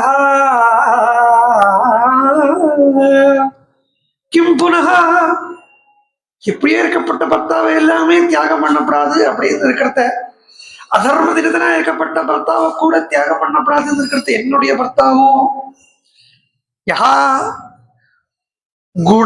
குணஸ்லாக்யா பரம குணவான், அதுவும் சாமானிய லௌகிக குணம் இல்லை, கல்யாண குணவான். குணஸ்லாக்கியன் மட்டும் கிடையாது, சானுக்ரோஷா பரிவு உள்ளவன். இந்த ராமனுடைய சானுக்ரோஷம்னா பரிவு அப்படிம்போம் இல்லையா, அந்த பரிவு தான் சானுக்ரோஷம் அப்படின்னு சொல்றது. ராமனுக்கு என்ன பரிவு கண்டுட்டாள் சீதை? ஒரு பருவம் இல்லாமைக்கு சீதைய மேல ஒரு கேரிங் இல்லாம அந்த சீதைய மனத்துல கூட்டிட்டு வந்திருக்காரே ராமன். இல்லை, அந்த சீதை மேல கேரே இல்லாம ராமனை விட்டு பிரிஞ்சால் சீதை சீதையா இருக்க மாட்டாள் அப்படிங்கிறத தெரிஞ்சும் கூட சீதை நீ வராதே வரத்துக்கு அப்படின்னு 2 மணி நேரம் பிரவச்சனம் பண்ணிட்டு இருந்தாரே ராமர். அப்படி இருக்கப்பட்ட ராமனுக்கு என்ன பரிவை கண்டா சீதை அப்படின்னா, அப்படி சொல்றதுதான் ராமனுடைய பரிவு, அப்படி தடுத்துக்கிறது தான் ராமனுடைய பரிவு. கடைசியில என்ன சொல்றாரு பாருங்க, நீ இப்படித்தான் சொல்லுவே தெரியும், அதனாலதான் நான் உங்களோட கொஞ்ச நேரம் விளையாடிட்டு இருக்கேங்கிறான். விளையாடிட்டு இருக்கேன்னா இந்த துக்கமான காலத்துல, இந்த துக்கமான ஒரு கட்டத்துல போய் விளையாடணும்னா அவனுக்கு எவ்வளவு பரிவுகள் கிட்ட வேணும். அதெல்லாம் போட்டு விட்டு தள்ளுங்க, அதெல்லாம் பழைய கதை. ஒரு 15 நாளுக்கு முன்னாடி நடந்த கதை, ஃப்ரெஷ் கதையை பார்ப்போம். பரத்வாஜர் கிட்ட கேட்கறது ராமர் என்ன கேட்கறாரு தெரியுமா? ரமதே எத்திர வைதேகி சுபாகா சுகோஜிதா. சீதை இப்பேற்பட்ட மகாபாகியவதியான சுகத்திற்கே அருகதைப்பட்டவளான அந்த சீதை எங்க சந்தோஷமா இருப்போ அப்பேற்பட்ட ஒரு இடத்த சொல்லுங்கோ பரத்வாஜரே அப்படின்னு பரத்வாஜர் கிட்ட கேட்டு இந்த சித்திரக்கூட வாசத்தை வாங்கிட்டு வந்திருக்காரு. அதனால இவருக்கு சீதை கிட்ட பூர்ணமா பரிவு இருக்குங்கிறது இஞ்சு கிஞ்ச இன்னைக்கு வரைக்கும் சீதை பார்த்துட்டு இருக்கா, மேலும் பார்க்க போறா. கேட்கறத கேப்பள், அவருக்கு என்ன என் மேல பரிவு இல்லையா, இரக்கம் இல்லையா? ஹனுமான் கிட்ட கேட்கிறான். அவருக்கு இருந்த என் மேல இருந்த இரக்கம் போயிடுதோ கேட்கிறான். அவர் என்கிட்ட ரொம்ப இரக்கத்தோடு இருந்தாரு, இப்ப அந்த இரக்கம் என்கிட்ட இல்லையா? நான் இவ்வளவு எங்கேயோ ஒரு இடத்துல வந்து உட்கார்ந்து கஷ்டப்பட்டு இருக்கேன், என்ன கண்டுக்க மாட்டேங்கிறாரே அப்படிங்கறத ஹனுமான் சொல்றார். அம்மா அது மாத்திரம் சொல்லாதேங்கோ, கூடவே இருந்து நான் பார்த்துட்டு இருக்கேன் அவரை, பிரபுவை. அவர் பார்த்தேன்னா ராத்திரி தூக்க மாட்டேங்கிறார். அப்படியே எப்படியாவது ஒண்ணு தூக்கம் வர்றதுன்னு மாதிரி இருந்தா திடீர்னு சீதே ஜானகி அப்படிங்கிறார். சரீரத்தையே மறந்திருக்கார். அந்த குகைக்குள்ள, பிரஸ்ரவணகிரிக்குள்ள, அதுக்குள்ள ஒரு குகை, அந்த குகைக்குள்ள சரீரத்தையே மறந்து கொசு கடிச்சா கூட தெரியாமக்கி சீதே சீதே சீதே இப்படிதே சொல்லிட்டு இருக்காரே ஒழிய அவள் நத்து நித்ராவசம் கதா ராமஹா. அப்படி அவர் உங்களையே பத்திய நினைப்போடு தான் இருக்காருன்னு சொல்றதுதான் சீதைக்கு ஒரு ஆறுதல் கிடைக்கிறது. யோசிச்சு அந்த ஆறுதலுடைய இம்பார்ட்டன்ஸ் எவ்வளவு தெரியுமோ, அந்த ஆறுதலுடைய இம்பார்ட்டன்ஸ் யோசிச்சு பாருங்க. நம்ம ஒருத்தர் மேல கொள்ள பிரியம் வச்சுட்டு இருக்கோம், அவர் நம்மளை கண்டுக்கிறதே இல்லைன்னா எப்படி இருக்கும்? இது பாகவதத்துல கோபிகைகளை கேட்கிறா கிருஷ்ணன் கிட்ட. கிருஷ்ணன் கோபிகள் கிட்ட ராசம் ஆடின்னு இருக்கிறதையே திடீர்னு ராசத்தை நிறுத்திட்டு கோபிகள் கேட்க ஆரம்பிச்சான். கிருஷ்ணா, இந்த பிரியம்னு சொல்றே, இந்த பிரியம் எப்படி எந்த தரத்தில் இருக்கு அப்படின்னு கேட்கிறான். பிரியத்தை டிஃபைன் பண்ண சொல்றான், அவன்கிட்ட தானே கேட்க முடியும். பிரியத்துக்கு உண்டான டெபினிஷன் அவனால தானே சொல்ல முடியும். உடனே அவன் சொல்றான், லோகத்துல பார்த்தேன்னா 3 தரத்தில் இருக்கு பிரியம். பிரியம் வச்சுட்டு இருக்கான் 2 பேருக்கு, அந்த பக்கம் பரஸ்பரம், இந்த பக்கம் அந்த பக்கம் பிரியம் இருக்கு அப்படின்னா அது எப்படி இருக்கும்னா இது மாதிரிங்கிறான். நம்மளாட்டம் நம்ம அவர்கிட்ட ரொம்ப பிரியத்தை வச்சுட்டு இருக்கோம். ஆனா அவர் நம்ம மேல பிரியமே வச்சுட்டு இருக்கலை அப்படின்னா யாரு மேல வச்ச பிரியம் தான்? எதிகள் கிட்ட வைக்கப்பட்ட பிரியம்ங்கிறார். இருப்பா, உட்கார்ந்து இருப்பா, நல்லா நம்ம ஆத்திலேயே பிக்ஷை எடுத்துப்பா, ரொம்ப ஒண்ணுக்குள்ள ஒன்னா பழகுவா. திடீர்னு பார்த்தா ராத்திரிக்கு பார்த்தா காலம்பரை பார்த்தா காணாது, நாராயணா சொல்லிட்டு போயிட்டே இருப்பா. அந்த அட்டாச்மெண்ட் இல்லாம இருப்பா அப்படிங்கிறார். சோ பிரியம் அப்படிங்கிறது பகவானுக்கும் பக்தனுக்கும் நடுவில் இருக்கிற மாதிரி இருக்கணும். பிரியம் பிரியேனைவ துரிதம் விஷண்ணா அப்படின்னு ஒரு காமுகனுக்கும் ஒரு காமுகிக்கும் தம்மில எப்படி அந்த ஒரு ஏக்கம் இருக்குமோ. காமுகன் காமுகி சொல்றது உயர்ந்த சொல். ஆத்தியத்மிகமா எடுத்துங்கோ, லௌகிகமா எடுத்துக்க வேண்டாம். ஆத்தியத்மிகமா எடுத்துங்கோ. பக்தனையும் பகவானையும் சொல்றது. அந்த பக்தனை இன்னைக்கு அப்படித்தானே ஆரம்பிச்சோம் நம்மளே. பக்தன் பகவானுக்கே நினைச்சுட்டு இருக்கிறது, அதே அளவுக்கு பகவானும் பக்தனையே நினைச்சுட்டு இருக்கிறது. இந்த இந்த ரெண்டு உணர்வும் எப்படி ஃப்ரெஷ்ஷா இல்லாட்டினா அந்த ஸ்ப்ரிங் டைம்ல பூ பூத்தா மாதிரி இருக்குமோ அப்படி இருக்கு. சோ அந்த அந்த பரிவோடு இருக்காரு பர்த்தா. என்கிட்ட சீதை சொல்றா, அவ்வளவு பரிவு அவருக்கு என்கிட்ட இருக்குமா அனசூயா? அவரை போய் நான் எப்படி தியாகம் பண்ணுவேன் அப்படின்னு சொல்லி ராமனுடைய குணத்தை எல்லாம் சீதை கிட்ட சொல்றத சீதையை அப்படியே வருடி எடுத்து சுடக்க போட்டுட்டா, திருஷ்டி கழிச்சு விட்டா அனசூயே. அதோட சொன்னா, இந்த ராமன் ஒன்ன அடைஞ்சது பாருங்க, இந்த ராமன் ஒன்ன அடைஞ்சது திருப்பி இருக்கணும். ஆனா இங்க சீதையுடைய பெருமையை கோஷிக்கிறது. இப்பேற்பட்டவளா இருக்கா இல்லையா? ராமன் தியாகம் பண்ணது ஃபேக்சுவலி தான் ஸ்பீக்கிங். தாயார் பட்சத்திலே தான் பேச முடியும் ராமாயணத்தை. ஃபேக்ட் எப்படி இருக்குன்னா, ராமன் தியாகம் பண்ணது பெரிய ஆச்சரியம் இல்லை, சத்தியம். ஐயோ அப்ப லக்ஷ்மணன் தியாகம் பெரிய ஆச்சரியம். லக்ஷ்மணன் தியாகம் பண்ணது ஆச்சரியம் இல்லை. பரதனுடைய தியாகமும் ஆச்சரியம் இல்லை. சத்ருகனுடைய தியாகமும் ஆச்சரியம் இல்லை. சீதையினுடைய தியாகம் தான் தியாகம். சீதையினுடைய அவளை வனத்துக்கு கூட்டு போடுறதுனால ஒன்றும் இல்லை, அப்படி எல்லாம் நினைச்சுக்காதீங்க. அதொன்னும் இல்ல. மாமனார் இப்படி சொல்லிட்டாரு, இவருக்கு எங்க போச்சு புத்தி, பேசாம இங்க இருவை அப்படின்னு சொல்லியிருந்தா ராமன் இப்படி தனியா இருக்கலாம் இல்லையா? ஏதோ வீட்டுல இருந்து வந்திருக்கான். அவளுடைய எப்பவுமே எந்த ஸ்திரீகளுக்குமே 80 வயசுலயும் எங்காம் அப்படிங்கிறத பிறந்தாத்துக்கு தான் போகும். எங்க அப்பா அப்படின்னு தான் சொல்லிப்பா. அப்பா அப்படின்னு சொல்லிக்க மாட்டா, எங்க இல்லையா, எங்க அப்பா அப்படின்னு தான் சொல்லிப்பா. இந்த இப்ப உள்ளவன் இல்லை, சீதையில இருந்து அப்படித்தான். பிதாமே ஜனகாத்மஜா, பிதாமே மிதிலாத்மஜா தான் சீதையை சொல்லிக்கிறா. அப்ப அபிமானம் பூரா அங்கதான் இருக்கும். அப்ப அபிமானம் பூரா அங்க இருக்க வேண்டிய இடத்துல சீதைக்கு அபிமானம் அங்கதான் இருக்கு, அது இல்லைன்னு இல்லை. ஆனா பர்த்தாவுடைய அப்பா சொன்னார் அப்படிங்கறத ஒரே ஒரு காரணத்துக்காக பர்த்தா வெளியில் இறங்கினான்ங்கிறத கூட சாயேவானுகதாசதவ அப்படின்னு சாயா மாதிரி பின்னாடி வந்தாலே, அதுவும் ராமன் இவ்வளவு எடுத்து சொன்னதுக்கு அப்புறம், ராமன் இப்ப சொல்லாமைக்கு ஏமாத்தி கொண்டு வந்தா வச்சுக்கோளேன். சரி பாவம் தெரியாமைக்கு வந்துட்டாங்களா, ராமன் அடிக்கடி சொல்றார், சீதே துக்க தரோவனம், சீதே துக்க மதோவனம், சீதே வனம் பூரா துக்கமயமா தான் இருக்குங்கிறார். சொல்றா, உங்களுக்கு ஏன் இப்படி எல்லாம் புத்தி போறது? நம்ம ரெண்டு பேரையும் பார்த்தா எங்க துக்கம் இருக்குமோ அந்த துக்கமே பிரியமயமா மாறி போயிடும் அப்படிங்கிறான். அந்த அளவுக்கு ராமனுக்கு புத்தி சொல்லி எடுத்துட்டு வந்த சீதை, அப்பேற்பட்ட பெருமையுடைய சீதைய ராமன் அடைஞ்சான் அப்படிங்கிறதுதான் ராமனுக்கே பெருமையை ஒழிய சீதை ராமனை அடைஞ்சான் அப்படிங்கிறதுல ஒரு ரசம் இல்லை. அதனால அனுசூயை கேட்கிறா, ஒன்ன ராமன் சுயம்பரம் வழியா தானே அடைஞ்சான்னு சொல்றா, அதை நான் கேள்விப்பட்டிருக்கேன், அந்த கதையை கொஞ்சம் சொல்லேன். அடுத்த சீதா கல்யாணத்தை தானே சொல்லணும், எப்படி பூமியில ஆவிர் பவிச்சாங்கிறதுல இருந்து சொல்றான். இதுதான் தாயாருடைய கிருப்பைங்கிறது. சொல்ல ஆரம்பிச்சா, எங்க அப்பா யக்ஞம் நடந்த பூமியில ஒழுந்துட்டு இருந்தார்.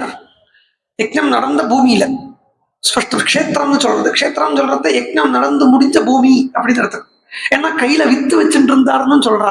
அப்ப யக்ஞம் நடக்க போற பூமியில யாரும் விதைக்க மாட்டா. யக்ஞம் நடந்து முடிஞ்சதுக்கு அப்புறம் இருக்கப்பட்ட பூமியில உழுந்து அங்க விதைப்பா, அதுக்குதான்.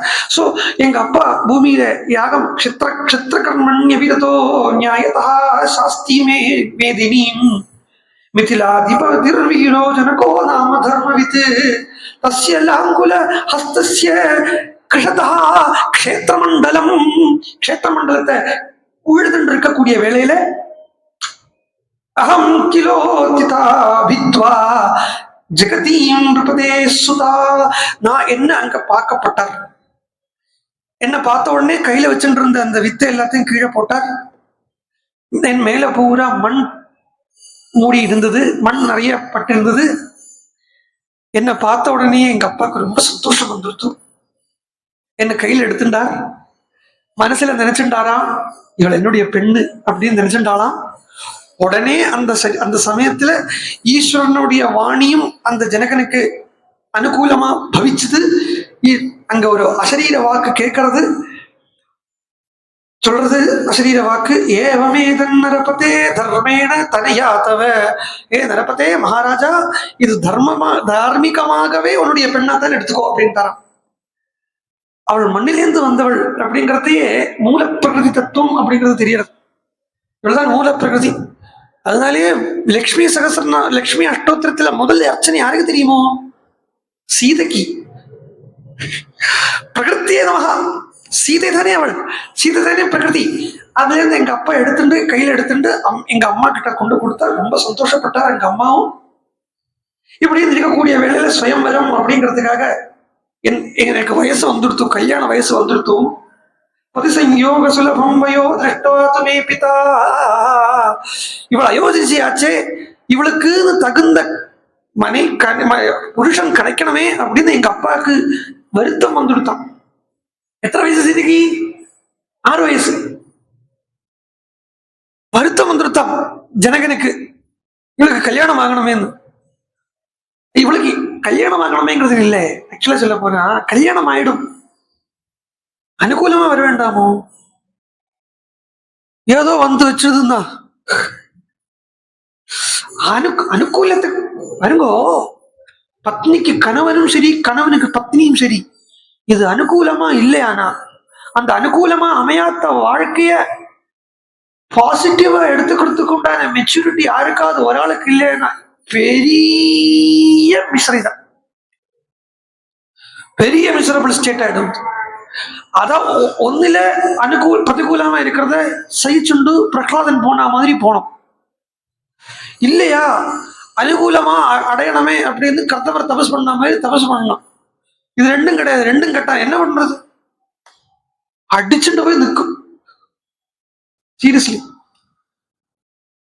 பத்தினிய வேதம் சொல்றத என்ன சொல்றது? கல்யாண மந்திரமே கர்ப்பணாமிதே சுப்ரஜாஸ்தோய ஹஸ்தம்மயா பிரத்யா ஜலதிஷ்டரியதாசா லகோ அரியமா சவிதா மஹ்யம் துர்கார்கவத்யாய தேவா. நான் உன்னை கல்யாணம் பண்ணிக்கிற கையை பிடிச்சுக்கிறேன். கிருப்ணாமி அப்படின்னு சொல்றது. கிருஹாமி தான் கிருப்ணாமின்னு ஆயிருக்கு. உன்னை நான் கையை பிடிச்சுக்கிறேன். கையை பிடிச்சுக்கிறது எதுக்கு அப்படின்னா ஜலதிஷ்டியாயதா. ஜரனா வயசான காலத்துல, திருஷ்டியா திருஷ்டியானா கட்டை மாதிரி வயசான காலத்துல கம்பு பிடிச்சு நடப்பா இல்லையா? அது மாதிரி எனக்கு ஒரு கை, எனக்கு ஒரு கம்பு மாதிரி, நீ உனக்கு ஒரு கம்பு மாதிரி தான். இப்படி மந்திரம். ஆனா இது இல்லை மந்திரத்தினுடைய ஆக்சுவல் அர்த்தம். இப்படி பார்த்தீங்கன்னா இது லிட்டரல் மீனிங், டிக்ஷனரி மீனிங் தானே இது. இதனுடைய தாற்பயம் என்ன அப்படின்னு பார்த்தேன்னா, வயசாகிறது அப்படிங்கிறது நித்திய யௌவனம்ங்கிறது யாருக்கு சித்திக்கிறதுனா பக்தனுக்கு, ஞானிக்கு தான் நித்திய யௌவனம் சொல்லப்படுறது. அப்போ இந்த ஞான ஸ்திதிக்கு இல்லைன்னா இந்த ஞானியாக என்ன நான் ஆகக்கூடிய அந்த ஒரு ஸ்பிரிச்சுவல் ப்ராசஸ் இருக்கே, அந்த ப்ராசஸ்ல ஒரு அங்கம் கல்யாணம். அப்ப கல்யாணம் பண்ணிக்கிறதே எதுக்கு அப்படின்னு கேட்டா, சேர்ந்து டோலோத்சவம் பண்றதுக்கு தான், சேர்ந்து பகவான் ஆராதனை பண்றதுக்கு தான். பூவை மனைவி போய் பறைச்சுண்டு வரக்கூடிய பூவை பகவானுக்கு போடுறதுக்கு தான் கணவனுடைய வேலை. இதுதான் கல்யாண தந்தைக்கே காண்பிச்சு தரது. அந்த கல்யாண தந்தைக்கே சொல்றது இயம் நாரி வப்ரூதா அப்படின்னு லாஜாஹோம் மந்திரம் ஆரம்பிக்கிறது. இதுதான் லைஃப் பூரா நீ பண்ண போற. அவள் என்னென்ன பூவோ பழமோ காயோ சமையலோ பண்ணி வர தவறோ அதை நீ எடுத்துக்கிறது இல்லையே, முதல்ல பகவானுக்கு கொடுத்துட்டு அப்புறம் நீ அதை எடுத்துக்கிறாய்ங்கிறத தான் கல்யாணமே காண்பிச்சு தருது. லாஜஹோமம் பண்றத, இந்த லாஜஹோமத்தும் போது பத்னியினுடைய கையை பிடிச்சுண்டு அதை சொல்றது சூத்திரம் சொல்றது, பத்னியினுடைய கையைத்தான் தர்வியாக உபயோகம் பண்ணிக்கிறதுங்கிறது. தர்வியில முதல்ல தர்வி இருக்குல்லையே, இந்த ஹோமத்துக்கு உண்டாக ஒரு தர்வி, அதுல முதல்ல என்ன பண்ணுவான்னா புரோக்ஷணம் பண்ணி அதுல கொஞ்சம் நெய்யை தடவலாம். அதே மாதிரி இந்த பத்மினியுடைய கையை புரோக்ஷணம் பண்ணி அதுல கொஞ்சம் நெய்யை தடவி அதுக்கப்புறம் லாஜா அப்படிங்கிற அந்த பொரி இருக்கே அந்த பொரியை போட்டு அதுக்கப்புறம் 2 சுட்டு நெய்யை விட்டு அதுக்கப்புறம் இந்த கைய ஹஸ்பண்ட் புருஷன் பிடிச்சுண்டு இது தர்விங்கிற பாவத்தில ஈஸ்வர அர்ப்பணம் பண்ணி விடுறான் ஈயம் நாய் புரோதா அப்படின்னு சொல்லி மந்திரத்துல. இப்படி சொல்றத இது இந்த இதுக்கு உண்டான காரணம் என்னன்னா இந்த ஸ்பிரிச்சுவல் ப்ராசஸ்ல வயசாகிறது அப்படிங்கிறது என்ன அர்த்தம் தான். ஸ்பிரிச்சுவல் ப்ராசஸ்ல வயசாகிறதுங்கிறது லௌகிகமா போறது. ஆத்தியாத்மிகத்தை பகவானே நோக்கி போயிட்டு இருக்கக்கூடிய வேலை, அதாவது பாகவதமே பாராயணம் பண்ணிட்டு இருக்கக்கூடிய ஒரு நாளைக்கு திடீர்னு சினிமாவுக்கு போகணும்னு ஆசை வருது அப்படி வச்சுக்கோங்க. புரிஞ்சுடலாம். இந்த பாகவதமே வாழ்க்கைக்கு எடுத்துட்டதுக்கு அப்புறம் திடீர்னு ஒரு நாளைக்கு கணவனுக்கோ மனைவிக்கோ 2 பேருக்கும் சேர்ந்தே ஒரு நாளைக்கு வந்துடாது. அப்படி வந்துடாது. ஒரே ஆசை 2 பேருக்கும் சேர்ந்து ஒரு நாளைக்கு வந்துடாது. கணவனுக்கு ஒரு நாளைக்கு சப்போஸ் இன்னைக்கு சினிமாவுக்கு போலாமா அப்படின்னு ஆசை வந்தது, இல்ல மனைவிக்கு இன்னைக்கு சினிமாவுக்கு போலாமா ஆசை வந்தது வச்சுக்கோ. கணவன் அதை ஊர்ந்து கோலாகுதுன்னு அந்த லௌகிக ஆசையிலேருந்து இவளை காப்பாத்தி நடத்தி கொண்டு போகணும் எந்த வழியில் நடக்கிறானோ அது. கணவனுக்கு வெங்காயம் சாப்பிடணும்னு ஆசை வந்தது. உடனே அவள் சொல்லலாம், இன்னைக்கு வெள்ளிக்கிழமை, நாளைக்கு பௌர்ணமி, நாளான்னைக்கு பிரதமை, வெங்காயம் எல்லாம் சாப்பிடக்கூடாது இப்படின்னு சொல்லலாம். எந்த விஷயமுமே உடனே கிடைக்கலையே விட்டுருங்க. இந்த திங்கிற விஷயம் இப்ப கிடைக்கலையானா இப்பதான் அந்த கிரேவிங் இருக்கும். இந்த மசக்கை இதெல்லாம் சொல்லுவா இல்லையா, அது ஒரு க்ஷணத்துக்கு தான் இருக்கும். ஒரு நாளைக்கே இருக்கும். இன்னைக்கு எனக்கு இப்ப வெங்காயம் சாப்பிடணும் அப்படிங்கிற அந்த எண்ணம் இன்னைக்கு இருக்கலாம், இதே எண்ணம் நாளைக்கு இருக்காது. நாளைக்கு போட்டு விட்டுருங்கோ, மத்தியானம் மேபி தோணலாம் இன்னைக்கு இப்போ வெங்காயம் சாப்பிட்டா தேவையிலேயே தோணலாம், அதே எண்ணம் சாயங்காலம் இருக்காது. அந்த கிரேவிங் அதோட அடங்கி போயிடும். சோ அந்த நேரத்துல அவன் அப்படியே திருப்பி கொண்டு பகவத் விஷயத்துல கொண்டு போறதுதான் ஒரு கல்யாணம்ங்கிற அந்த ப்ராசஸ்லயே தம்பதியினுடைய அந்த பிரயோஜனம் அப்படின்னு இருக்கிறத. இது மாதிரி ஒரு பத்னி இவளுக்கு ஏற்ற மாதிரி ஒரு புருஷன் கிடைக்கணுமே. அதாவது இவ்வளவு அயோனிஜை சொல்றா, தன்னை சொல்லிக்கிறா, நான் அயோனிஜை இல்லையா, என்ன அயோனிஜையா இருக்கிறதுனாலயே சிந்தியாமபியத தீனோ வித்தனாசாதிவாதனஹா, எங்க அப்பா என்ன வச்சுட்டு எப்படி கஷ்டப்பட்டார் அப்படின்னு எனக்கு எனக்கு ஆம்படையான் கிடைக்கலையேங்கிறதுல எப்படி கஷ்டப்பட்டாருன்னா, வித்தமெல்லாம் பணமெல்லாம் போன ஒரு ஆதனன மாதிரி எல்லாம் இழந்துட்டோங்கிற மாதிரி கஷ்டப்பட்டாராம் ஜனக மகாராஜா. உடனேதான் அந்த சமயமா பார்த்து பாருங்கோ, அந்த மகான் விஸ்வாமித்திரர் கூட இவ 2 பேரும் ராமலட்சுமணால வந்தாலும் சீதா கல்யாண கதையை சொல்றான். ஆக்சுவலா இன்னைக்கு திருப்பி சீதா கல்யாணம் கேட்கறதுக்கு நமக்கு ஒரு யோகம், சொல்றதுக்கு எனக்கு ஒரு யோகம். சோ என்ன மழை வேற பெய்ஞ்சிருக்கு. அதனால அவ கூட்டிட்டு வந்தார், விஸ்வாமித்திரர் கூட்டிட்டு வந்தார், ராமனை லட்சுமணனை கூட்டிட்டு வந்தார். ரொம்ப அழகா இருந்தார் ராமர் எல்லாம் சொல்றா.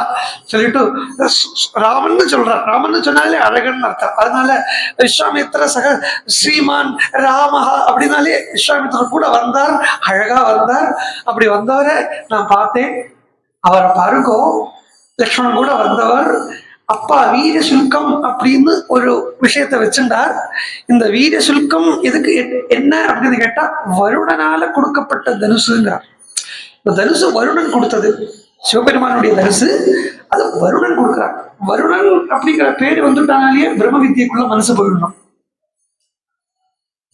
வருணன் பிரம்ம வித்தியில குரு, சம்பிரதாயத்துல குரு. ஆனா பிருகுர்வை வாருணிகி அப்படின்னு வருணர் வாருண பிருகு வித்யான்னு ஒரு வித்யை இருக்கு. ஆனந்தோ பிரம்மே திவ்ய ஜானாத் ஆனந்தாத்யேவ கல்விமானி பூதானி ஜாயந்தே ஆனந்தே நஜாதானி ஜீவந்தி ஆனந்தம் பிரியந்தி விஷம் விஷந்தீதி. இந்த வித்திக்கு பேர் என்ன சொல்றா? சைஷா பார்கவி வாருணி வித்யா. இந்த வித்தியக்கு பேரு பார்கவி வாருணி வித்யா. வருணன் சொல்றது அது பிரம்ம வித்யா. எங்க வருணன் வந்துட்டாரோ அது பிரம்ம வித்யா ரூபமா இருக்கும். அப்போ அந்த பிரம்ம வித்யா ரூபமா இருக்கக்கூடிய ஒரு தனுசு அதை இவர்கிட்ட கொடுத்துட்டார். இவர் அதை பார்த்துட்டு இருக்கார். இவர் பார்த்தாரா? எல்லாரும் இவரை பார்த்துட்டு இருக்கா. இவர் என்ன பார்த்துட்டு இருக்கா? தனுசு இவரை பார்த்துட்டு இருக்கு. இவர் வந்தார், தனுசை எடுத்தார், கட்டினார், உடஞ்சே போயிடுத்து அப்படிங்கிறா. சுருக்கமா கல்யாணத்தை சொல்லி முடிச்சா. ஜாம் சமாரோப்பிய ஜடுதி, சீக்கிரம் வந்தார், எடுத்தார், உடைச்சார். எடுத்தது கண்டனர், இட்டதை கேட்டனர் அப்படின்னு கம்பன். அதே மாதிரி எடுத்தார், கட்டினார், உடஞ்சு பொழுது தேனா பூரையதா வேகாது மத்தியே பக்ரம் விதாதனு. அந்த தனுசு ரெண்டா போச்சு. அந்த சமயம் ததோஹம் தத்ர ராமாய, எங்க அப்பா மாலையை கட்டி எங்கிட்ட தந்தார். அந்த மாலையை நான் கையில வச்சு இப்போ நான் ராமனை அடைஞ்சுடுவேன் அப்படின்னு சொல்லிட்டு வந்தேன். உடனே இந்த மனுஷன் படுத்தின பாடு என்ன பாடுபடுத்தினார் தெரியுமா? கல்யாணத்துக்கு அப்புறம் கொஞ்ச நாளைக்கு அப்புறம் ஆம்பளைனை பத்தி யார்கிட்டயாவது குத்தம் சொல்றது இந்த இந்த மாடுலேஷன்ல தான் சொல்லுவா. இந்த மனுஷன் படுத்தின பாடு போருமே இவரே போய் நான் கல்யாணம் பண்ணிட்டேன் இப்படி பேசுவா இல்லையா? அது மாதிரி சீதை நான் என்ன ஆசையா போனேன் தெரியுமா? இந்த மனுஷனுக்கு போய் மாலை போடுறதுக்கு போனேன். என்ன சொன்னார் தெரியுமா? தீயமானம் நத்து ததா பிரதி சக்கராக ராகவா. பெரிய ரகுவம்சம் அது வாங்கிக்கல, பெரிய ரகுவம்சம் அதை வாங்கிக்கல. நான் பிரதி சக்கராக ஏன் வாங்கிக்கல? அவிஜ்ஞாய பிதுச்சந்தம் அயோத்தியாதிபதே மகானு. ஆனா அவர் சொல்லக்கூடாது. அப்பாவுக்கு என்ன எண்ணமோ ஏது எண்ணமோ தெரியாது. அந்த எண்ணத்தை தெரிஞ்சின்றதுக்கு அப்புறம் மாலை போட்டுக்கலாம் அப்படின்னு இருந்தாராம். அப்பாவுக்கு என்ன எண்ணமோ ஏது எண்ணமோ தெரியாது, அது தெரியறது வரைக்கும் மாலை போட்டுக்கல அப்படின்னா இங்கேயே இங்க ஒரு பரம ராசிக்கமாக்கம் நடக்கிறது. இங்க ஒரு பெரிய ராசம் நடக்கிறது இந்த இடத்துல. ஏன்னா தசரதர் போய் விஷயம் தெரிவிச்சு கூட்டிட்டு வரத்துக்கு 3 நாள் ஆச்சுங்கிறான். போறதுக்கு 3 நாள், வரத்துக்கு 3 நாள் ஆச்சுங்கிறான். 6 நாள். 7வது நாள்ல தான் சீதை ராமனையும் சேர்க்கலாம் அப்படிங்கிற முடிவு வருது. 6 வந்துடுத்தா, 7 வந்துடுத்தா 7ல வந்து சேரலாங்கிறத முடிவு எடுத்துட்டாச்சா, அதை விட்டுடுங்க. அதுக்கெல்லாம் மேல இந்த 6 நாளும் இது தாத்விகமா அப்படி போனா போகும். ஆனா இந்த 6 நாளும் சீதைக்கு உள்ள அடைஞ்சிடுவோம் அவர் என்ன சொல்லி வரும். அந்த இந்த எக்ஸைட்மெண்ட் இருக்கே, இந்த எக்ஸைட்மெண்ட்டை சாதாரண ஒரு மெட்டீரியல் எக்ஸைட்மெண்ட்டா பார்க்கப்படாது. இது ஒரு டிவைன் எட்டர்னல் எக்ஸைட்மெண்ட். அடைஞ்சிடுவோமா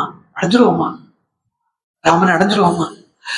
அவர் என்ன சொல்லி இப்படி இந்த எதிர்பார்த்துட்டே இருக்கா சீதை. அதுக்கு ராமனை நினைச்சு எதிர்பார்த்து இருக்கக்கூடிய ஒரு சுகானுபவத்தை ராமன் கொடுத்தார். யோசிச்சு பாருங்க. இந்த அனுபவம் தான் தியாகராஜ சுவாமி அனுபவிச்சார். இந்த அனுபவம் தான் 14 வருஷம் ஜெயில இருந்து பத்ராஜல ராமதாசர் அனுபவிச்சார். இந்த அனுபவத்தை தான் எந்த ராம பக்தால அனுபவிச்சிருக்கா. வருவர் இல்லையோ, வந்துருவரே, வரணுமே, வருவரே இப்படிங்கிற அந்த இது ஒரு ஸ்வீட்டான ஒரு எக்ஸைட்மெண்ட். இது ஒரு துக்கத்தை கொடுக்கக்கூடிய எக்ஸைட்மெண்ட் இல்லை, ஸ்வீட்டான எக்ஸைட்மெண்ட். இப்படி இருக்கிறத அப்பா வந்தா அவளை வந்து நிச்சயிக்கப்பட்டு பங்குனி உத்திரத்தன்னைக்கு எங்களுக்கு கல்யாணம் ஆச்சம்மா அப்படின்னு சொன்னோடனே சீதைய முதல்ல நடந்த பிரவச்சனம் அப்படிங்கிறது சீதா கல்யாண பிரவச்சனம் தான். ஹிஸ்டரியிலேயே சீதையே சொல்றோம் முதல்ல. இதுக்கு முன்னாடி பிரவச்சனம் அப்படிங்கிறது விஸ்வாமித்திரர் எல்லாம் சொன்னிருந்தா கூட அந்த நடந்த கதையை இப்ப, அதாவது இதிகாச பிரவச்சனம் அப்படின்னு வேணா வச்சுக்கலாம். இப்ப நடந்த ஒரு விஷயத்த அப்படியே ஃப்ரெஷ்ஷா எடுத்து சொல்ற மாதிரி, அந்த அனுபவத்தோட சொல்ற மாதிரி. ராமர் கதையை கேட்டுட்டார். விஸ்வாமித்திரர் சொல்றதே அவ்வளோ ரிஷிகள் கதை சொல்றதும் சீதை ரிசிகை கதை சொல்றதும் வித்தியாசம் உண்டு. ரசிகையான சீதை கதை சொல்றத அதுல வெறும் ரசம் மொத்தம் இல்லாம தத்துவத்தை ரசமா சொல்ற இடமா இருக்கும். ரிஷிகள் ரசத்தையே தத்துவமா சொல்லிட்டு, அதனால அப்படிப்பட்ட ரசிகையா இருக்கா சீதை. அப்படி சொன்னா ஆஹா, உடனே அவர் சொல்றான், யாரு அரசிய சொல்றான், இப்ப கண்ணு முன்னாடி பார்த்தா மாதிரி இருக்கேம்மா, கண்ணு முன்னாடியே பார்த்தா மாதிரி இருக்கேன். உனக்கு ஏதாவது நான் தரணும்னு எனக்கு ஆசையா இருக்கு, வாங்கிப்பியா? நான் கொடுத்தா வாங்கிப்பியா? ஓ வாங்கிப்பேனே சீதை. ஓ வாங்கிப்பே. என்ன வயசு? 18 வயசு தான் இருக்கு சீதைக்கு. ஓ வாங்கிப்பேனே அப்படின்னு தன்னுடைய தபோபலத்தால நிறைய ஆபரணங்களும் நிறைய வஸ்திரமும் சீதைக்கு தபோபலத்தாலேயே உண்டாக்கி எடுத்து இந்த லேபனம் பண்ணிக்கிறதுக்கு உண்டான திரவியங்கள் இது எல்லாத்தையும் சீதைக்கு தபோபலத்தால எடுத்து கொடுக்குறா. இதுல இதர ராமாயணத்துல சொல்லப்படுறது. இந்த இடத்துல விசல்யகரணி அப்படிங்கிற ஒரு மருத்துவம், ஒரு மருந்து சீதைக்கு அனசூயா கொடுத்தாலும் அந்த விசல்யகரணிங்கிற அந்த இது அந்த திரவியம் போட்டுண்டா உள்ளவர்களுக்கு ரொம்ப சௌகரியமா போயிடும். தெரியுமோ, குளிக்காட்டாலும் குளிச்ச மாதிரியே இருக்குமா. குளிக்கிறதுன்னு நாங்க சொல்றது தலைக்கு தண்ணி விட்டுக்கிறத தான் குளிக்கிறதுங்க. அதுதான் குளியாது. இந்த கால எலம்புறது மேல எலம்புறது எல்லாம் குளி கிடையாது. குளிக்கிறது இந்த தலைக்கு தண்ணி விட்டுக்கிறோம். அது இல்ல, இது எங்க கிடைக்குது? சாதாரணமா கேள்வி எல்லாம் இதெல்லாம் இப்ப இல்லை, எல்லாம் திரேதாயுகத்தோடய முடிஞ்சு போச்சு. துவாபர யுகத்துக்கு கூட வரல, தேவலோகத்தை கொண்டு போயிட்டான். ஆஞ்சநேய சுவாமி எடுத்து கடல்ல போட்டுட்டான். அதெல்லாம் திரேதாயுகத்திலேயே ஒரு விசலகண்ணி எல்லாம் எதுக்கே குளிக்க மாட்டான். ஸ்ப்ரே அடிச்சுட்டு இருப்பான். குளிச்சாச்சுங்களை காட்டுற மாதிரி தலையில பூரா அந்த ஜெல்லு வந்து கிடைக்கும். அதை தேய்ச்சிக்கிறது. கேட்டா பார்த்தா சிவப்பழமா. அப்புறம் ஆத்துக்கு போய் 8-10 மணிக்கு அப்புறம் குளிக்கிறது. எங்கே போ கோவிலுக்கு எல்லாம் போறது காத்தாலும் 4 மணிக்கு போய் இருக்கணும். யாரு கால 4 மணிக்கெல்லாம் தண்ணி விட்டுக்க முடியும். ஹீட்டரும் ஒர்க் ஆக மாட்டேங்கிறது. பச்சை தண்ணியை போய் குடிக்க முடியும். அதெல்லாம் போயிடும். எங்களுக்கு எல்லாம் விபூதி இட்டுனாலே குளிச்சா இது புதுசா வருന്നത് கண்டுபிடிச்சு வச்சுக்கிறது. தண்ணி ராமா சொல்லி தண்ணியை ப்ரோஷன் பண்றாலே குளிச்சு. யாரையும் போத்தியப்படுத்துறதுக்காக இதெல்லாம் சொல்லு. ஆக்சுவலி ஸ்நானம் பண்றதுங்கிறதே என்னத்துக்குன்னு கேட்டா வேற ஒன்றும் இல்லை, அந்த மனசு விழுப்பா இருக்கும். அந்த விழுப்பு தன்மையை மாத்துறதுக்கு தான் ஸ்நானம். விழுப்புங்கிறது சரீரத்துக்கு மாத்திரம் இல்லை, மனசுக்கும் விழுப்பு இருக்கு. தூங்கி ஏந்திருந்து ஏதாவது ஒரு காரியத்துக்கு போனோம்னா நம்மளால அந்த காரியத்தை ஒழுங்கா பண்ண முடியாது. அதே சமயம் கொஞ்சம் ஃப்ரெஷ்ஷாக இருந்துட்டு அட்லீஸ்ட் முகத்தை ஏதாவது தாங்கள் மத்தியானம் அந்த நேப்புக்கு அப்புறமே முகத்தை எல்லாம் வந்து அலம்பிட்டோம். அப்புறம் ஒன்றும் நமக்கு அதை அனுபவிக்க முடியும். இந்த அனுபவிக்க நம்ம ஒண்ணுமில்லை, இங்க வந்து தரிசனம் பண்றோம் அப்படிங்கிறதையே இந்த தரிசனத்தை நம்ம அனுபவிக்கணும், நம்மள அந்த தரிசனம் அனுபவிக்கணும் அப்படிங்கிற அந்த ஒரு ஒரு ஸ்திதி அங்க வேண்டி இருக்குன்றது நம்ம கொஞ்சம் ஃப்ரெஷ்ஷா இருக்க வேண்டியிருக்கு. ஸோ பிசிக்கலி பண்ணக்கூடிய என்ன விஷயமும் சர்டன்லி அஃபெக்ட் பண்ணும்.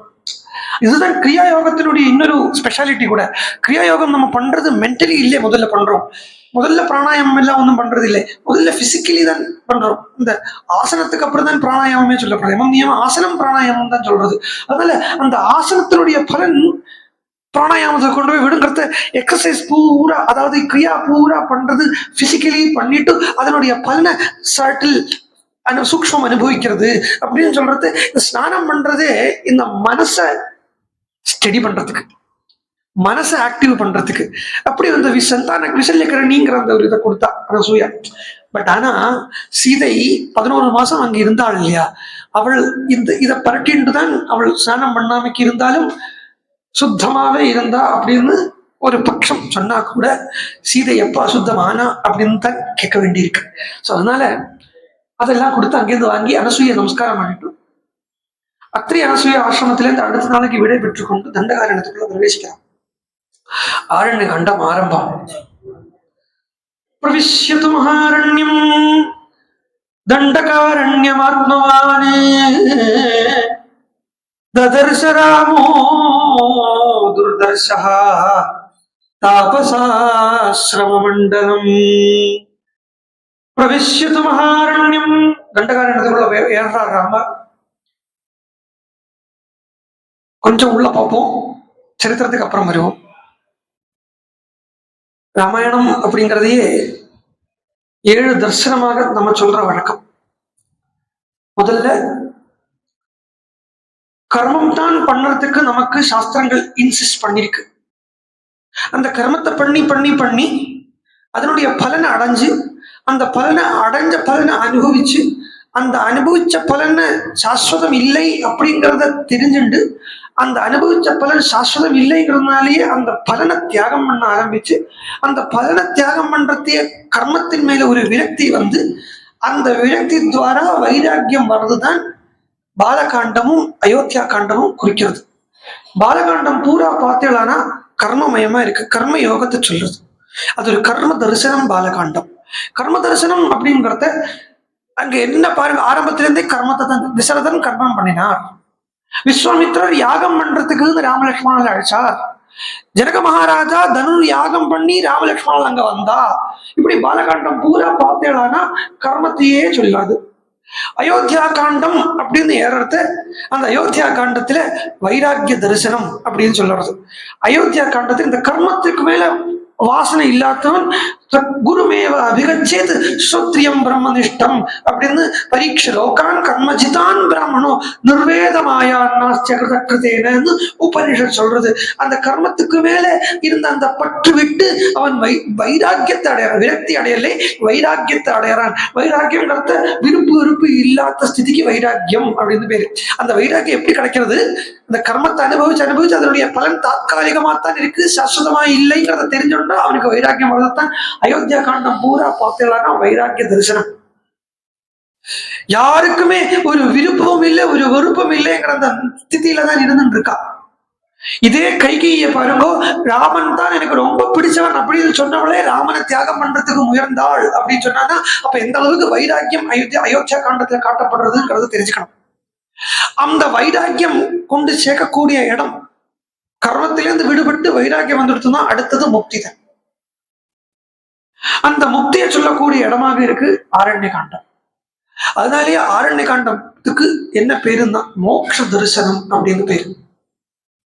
மேலும் ஒரு ஞான யோகியினுடைய யோக சாதனையில பாலகாண்டம் அப்படிங்கிறது மூலாதார ஸ்தானத்தை குறிக்கிறது. 7 ஸ்தானம் இருக்கு. அந்த 7 ஸ்தானம் வழியாக மகாபிராண சக்தி சோகால்ட குண்டலினி சக்தி சஞ்சாரம் பண்ணி சகசிராரத்துல எத்தக்கூடிய ஸ்திதிக்கே யோகம்னு பேரு.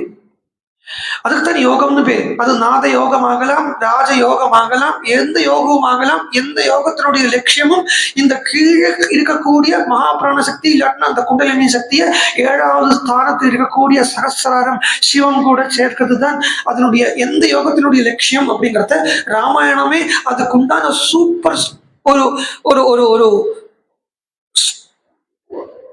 கதா ரெப்ரசன்டேஷனா இருக்கு ராமாயணம் பூரா.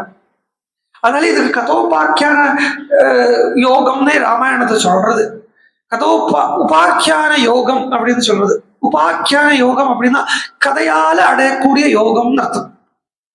இந்த உபாக்கியான யோகமா இருக்கக்கூடிய ராமாயணமுமே இந்த 7 ஸ்டெப்பை சொல்றது. அப்ப இந்த ராமாயணத்துக்கு இருக்கப்பட்ட 7 காண்டம் இருக்கே, இந்த 7 காண்டத்துல முதல் காண்டம் பாலகாண்டம் அப்படிங்கிறது மூலாதார தத்துவத்தை குறிக்கிறது. மூலாதார தத்துவம் அப்படிங்கிறத அதுக்கு உண்டான பூதம் எதுன்னா பூமிதான் மூலாதாரத்துக்கு உண்டான பூதம்.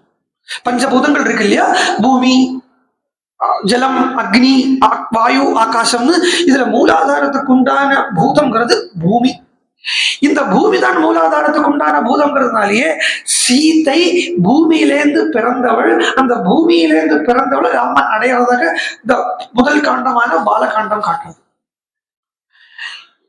மேல இருக்கக்கூடிய அயோத்தியா காண்டமும் ஜல தத்துவத்தை சொல்றது. ஜலம் அப்படிங்கிற தத்துவம் அதாவது சுவாதிஷ்டான தத்துவம். மூலாதாரத்துக்கு அப்புறம் மேல சுவாதிஷ்டானம் இருக்கு. அந்த சுவாதிஷ்டானம்ங்கிறது ஜல தத்துவத்தை சொல்லக்கூடியதான இடம். இந்த ஜல தத்துவங்கிற சுவாதிஷ்டானத்துக்கு எப்படி ராமாயணம் கனெக்ட் பண்றதுன்னா அயோத்தியாலேருந்து வெளியில வரத்த பூரா ராமர் நிறைய நதி வழியாகவே வரார். எக்கச்சக்கமா ஜலம் தான் எல்லா இடத்துலயும் ஜலம் இருக்கிறது இருக்கட்டும். கண்ணில பூரா எல்லாருக்குமே ஜலம் தான். எல்லாருடைய கண்ணிலேயும் ஜலம் தான் தோணும். பூரா ஜலமயமாவே இருக்கு அப்படிங்கறத அந்த ஜல தத்துவத்தை குறிக்கிறது தான் அயோத்தியா காண்டம்.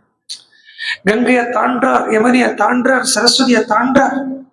இதெல்லாம் பாலகாண்டத்திலே தாண்டினாரே அப்படின்னு பார்த்தா பாலகாண்டத்துல நதிகளை தாண்டின அங்க நதி சரித்திரத்தை கேட்டா இங்க ராமன் லக்ஷ்மணனோட கூட சீதையோட கூட நதியை தாண்டி மேல போயிட்டு இருக்காருங்கிறதுனாலயே இது ஜல தத்துவமா சொல்றது அயோத்தியா காண்டத்தை. அடுத்த காண்டம் ஆரண்ய காண்டம். இந்த ஆரண்ய காண்டம்ங்கிறது இவ மூலாதாரம் பார்த்துட்டோம், சுவாதிஷ்டானம் பார்த்துட்டோம், மணிப்பூரம் அப்படின்னு அடுத்த சக்கரத்துக்கு பேரு. அதுக்கு சக்கரம்னு சொல்லுவேன். எனக்கு இந்த சக்கரம் குண்டலின்னு சொல்றதுக்கு எனக்கு பொதுவா பிடிக்க மாட்டேங்கிறது. Most underrated word ever. Most underrated word. சும்மா குண்டலினிங்கிறான், அதுங்கிறான், இதுங்கிறான், சக்கரங்கிறான். இன்டர்நெட் பூரா பார்த்தா இன்னைக்கு சக்கரம் தான் பேச்சு. இன்டர்நெட் பூரா உங்களுக்கு online activation of kundalini shakti இப்படிங்கிறாங்க. ஜியோ சிம் கார்டை ஆக்டிவேட் பண்ற மாதிரி, ஐசிஐசிஐ பேங்கோட கிரெடிட் கார்டு ஆக்டிவேட் பண்ற மாதிரி ஆன்லைன் ஆக்டிவேஷன் கிறுக்கு தான் பிடிக்கும். அப்படியெல்லாம் பண்ண இது ஒரு இந்த குண்டலினி எல்லாம் நம்ம போய் ஆக்டிவ் பண்ணிக்கணும் எல்லாம் ஒன்றும் போகப்படாது. ஃபேக்டா சொல்றேன், நமக்கு உண்டான ஒரு வழி என்ன உண்டோ அது ஈஸ்வரனுடைய சங்கல்பத்தால நமக்குள்ள ஹிருதயத்தில் இருக்கக்கூடிய சச்சிதானந்த குருவால சொல்லப்பட்டிருக்கும். அந்த மார்க்கத்தை நம்ம பண்ணிட்டு போயிட்டே இருந்தா என்னென்ன ஆக்டிவ் ஆகணும் அது தானே ஆக்டிவ் ஆயிக்கும். உட்காந்து கஷ்டப்பட்டதெல்லாம் உட்காந்து ஆக்டிவ் பண்ண வேண்டிய தேவை இல்லை. சோ மூணாமத்த சக்கரம் அப்படிங்கிறது மூலாதாரம், சுவாதிஷ்டானம், மணிப்பூரம் அப்படிங்கிற சக்கரம். இந்த மணிப்பூர சக்கரத்துக்கு அக்னிய பூதமா சொல்லப்படுறது. அக்னி தத்துவம் தான் மணிப்பூர சக்கரத்தினுடைய தத்துவம்.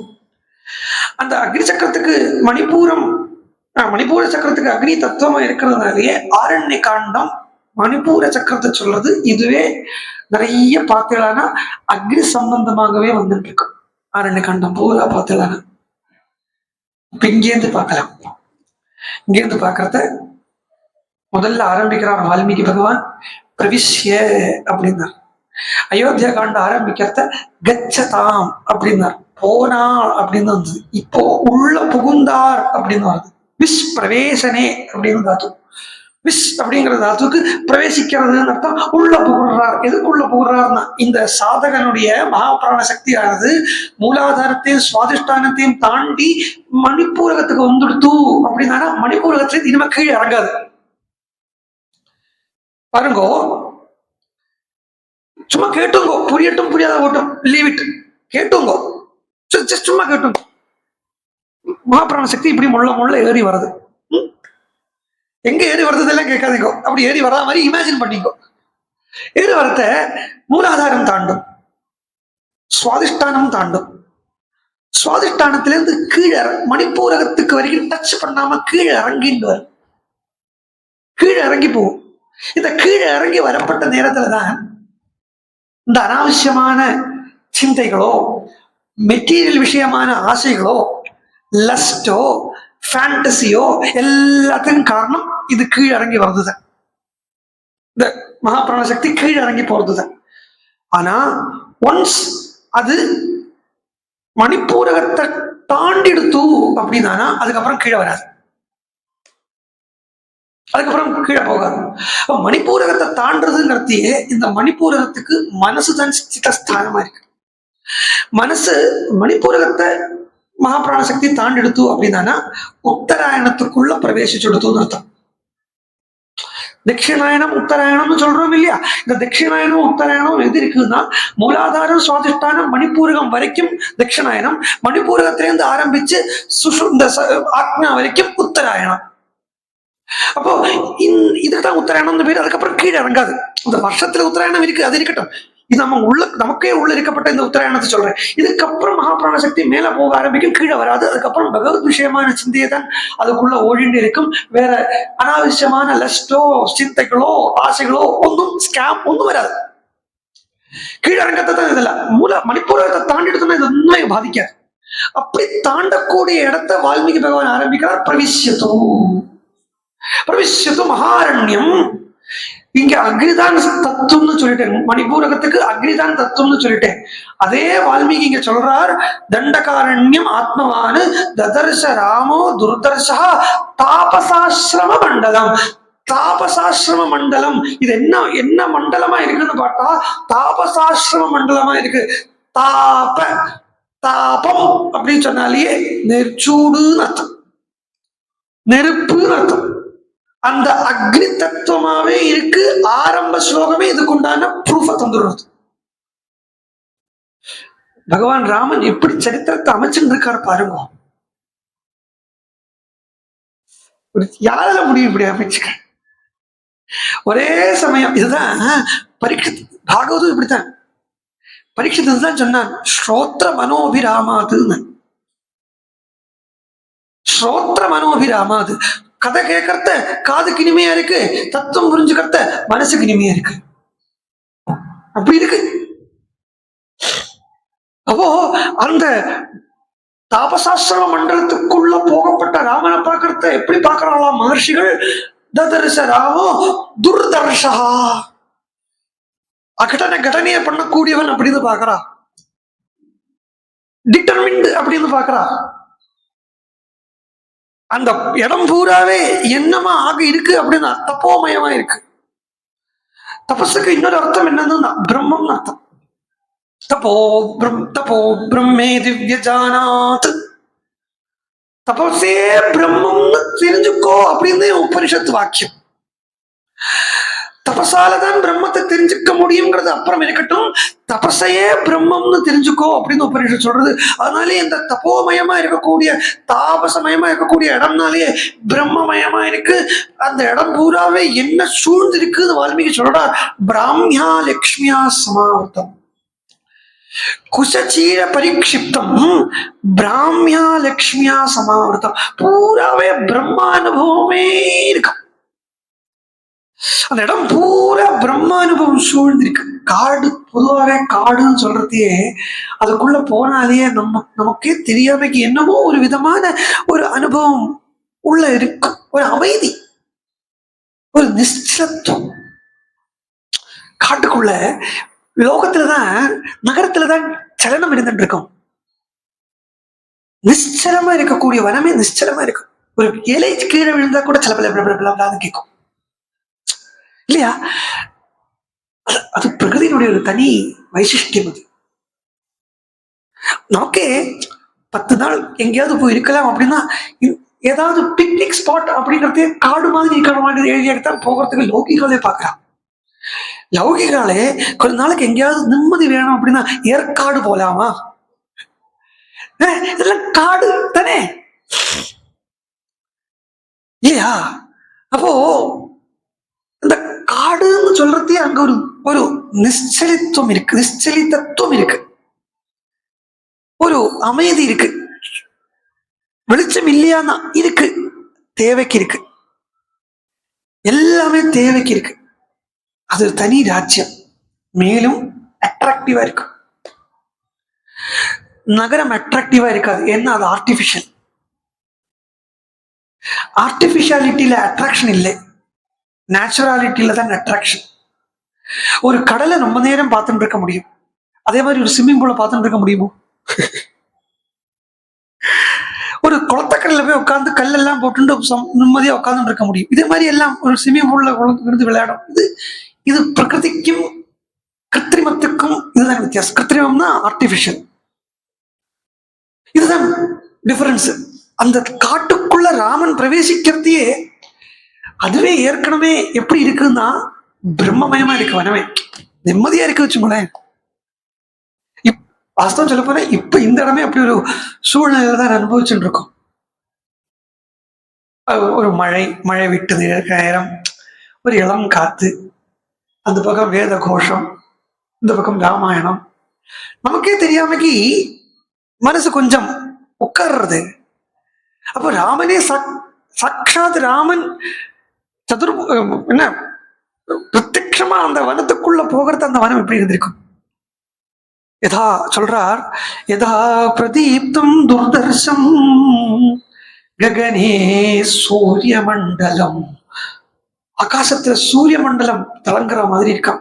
ராமனும் லக்ஷ்மணனும் சீதையுமா அந்த வனத்துக்குள்ள போறது. தீப்தம் பிரதீப்தம், என்ன பிரகாசம்னா சொல்லி தெரிவிக்க முடியாத ஒரு பிரகாசம் அப்படி இருக்கு. யாரு வரா அப்படின்னு பார்த்தா சரண்யம். யாரு வரா? எல்லாருக்கும் புகலிடம். யாருக்கு? எல்லாத்துக்கும். மனுஷாளுக்கா, பிராமணாளுக்கா, க்ஷத்ரியாளுக்கா, வைஷ்யாளுக்கா? இல்ல இல்ல இல்ல, சரண்யம் சர்வபூதானாம். எல்லாருக்கும்,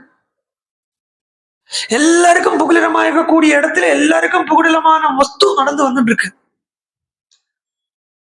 அந்த இடத்துல நிறைய மரங்கள், கொடிகள் இதெல்லாத்தாலையும் சூழ்ந்திருக்கப்பட்டிருக்கு.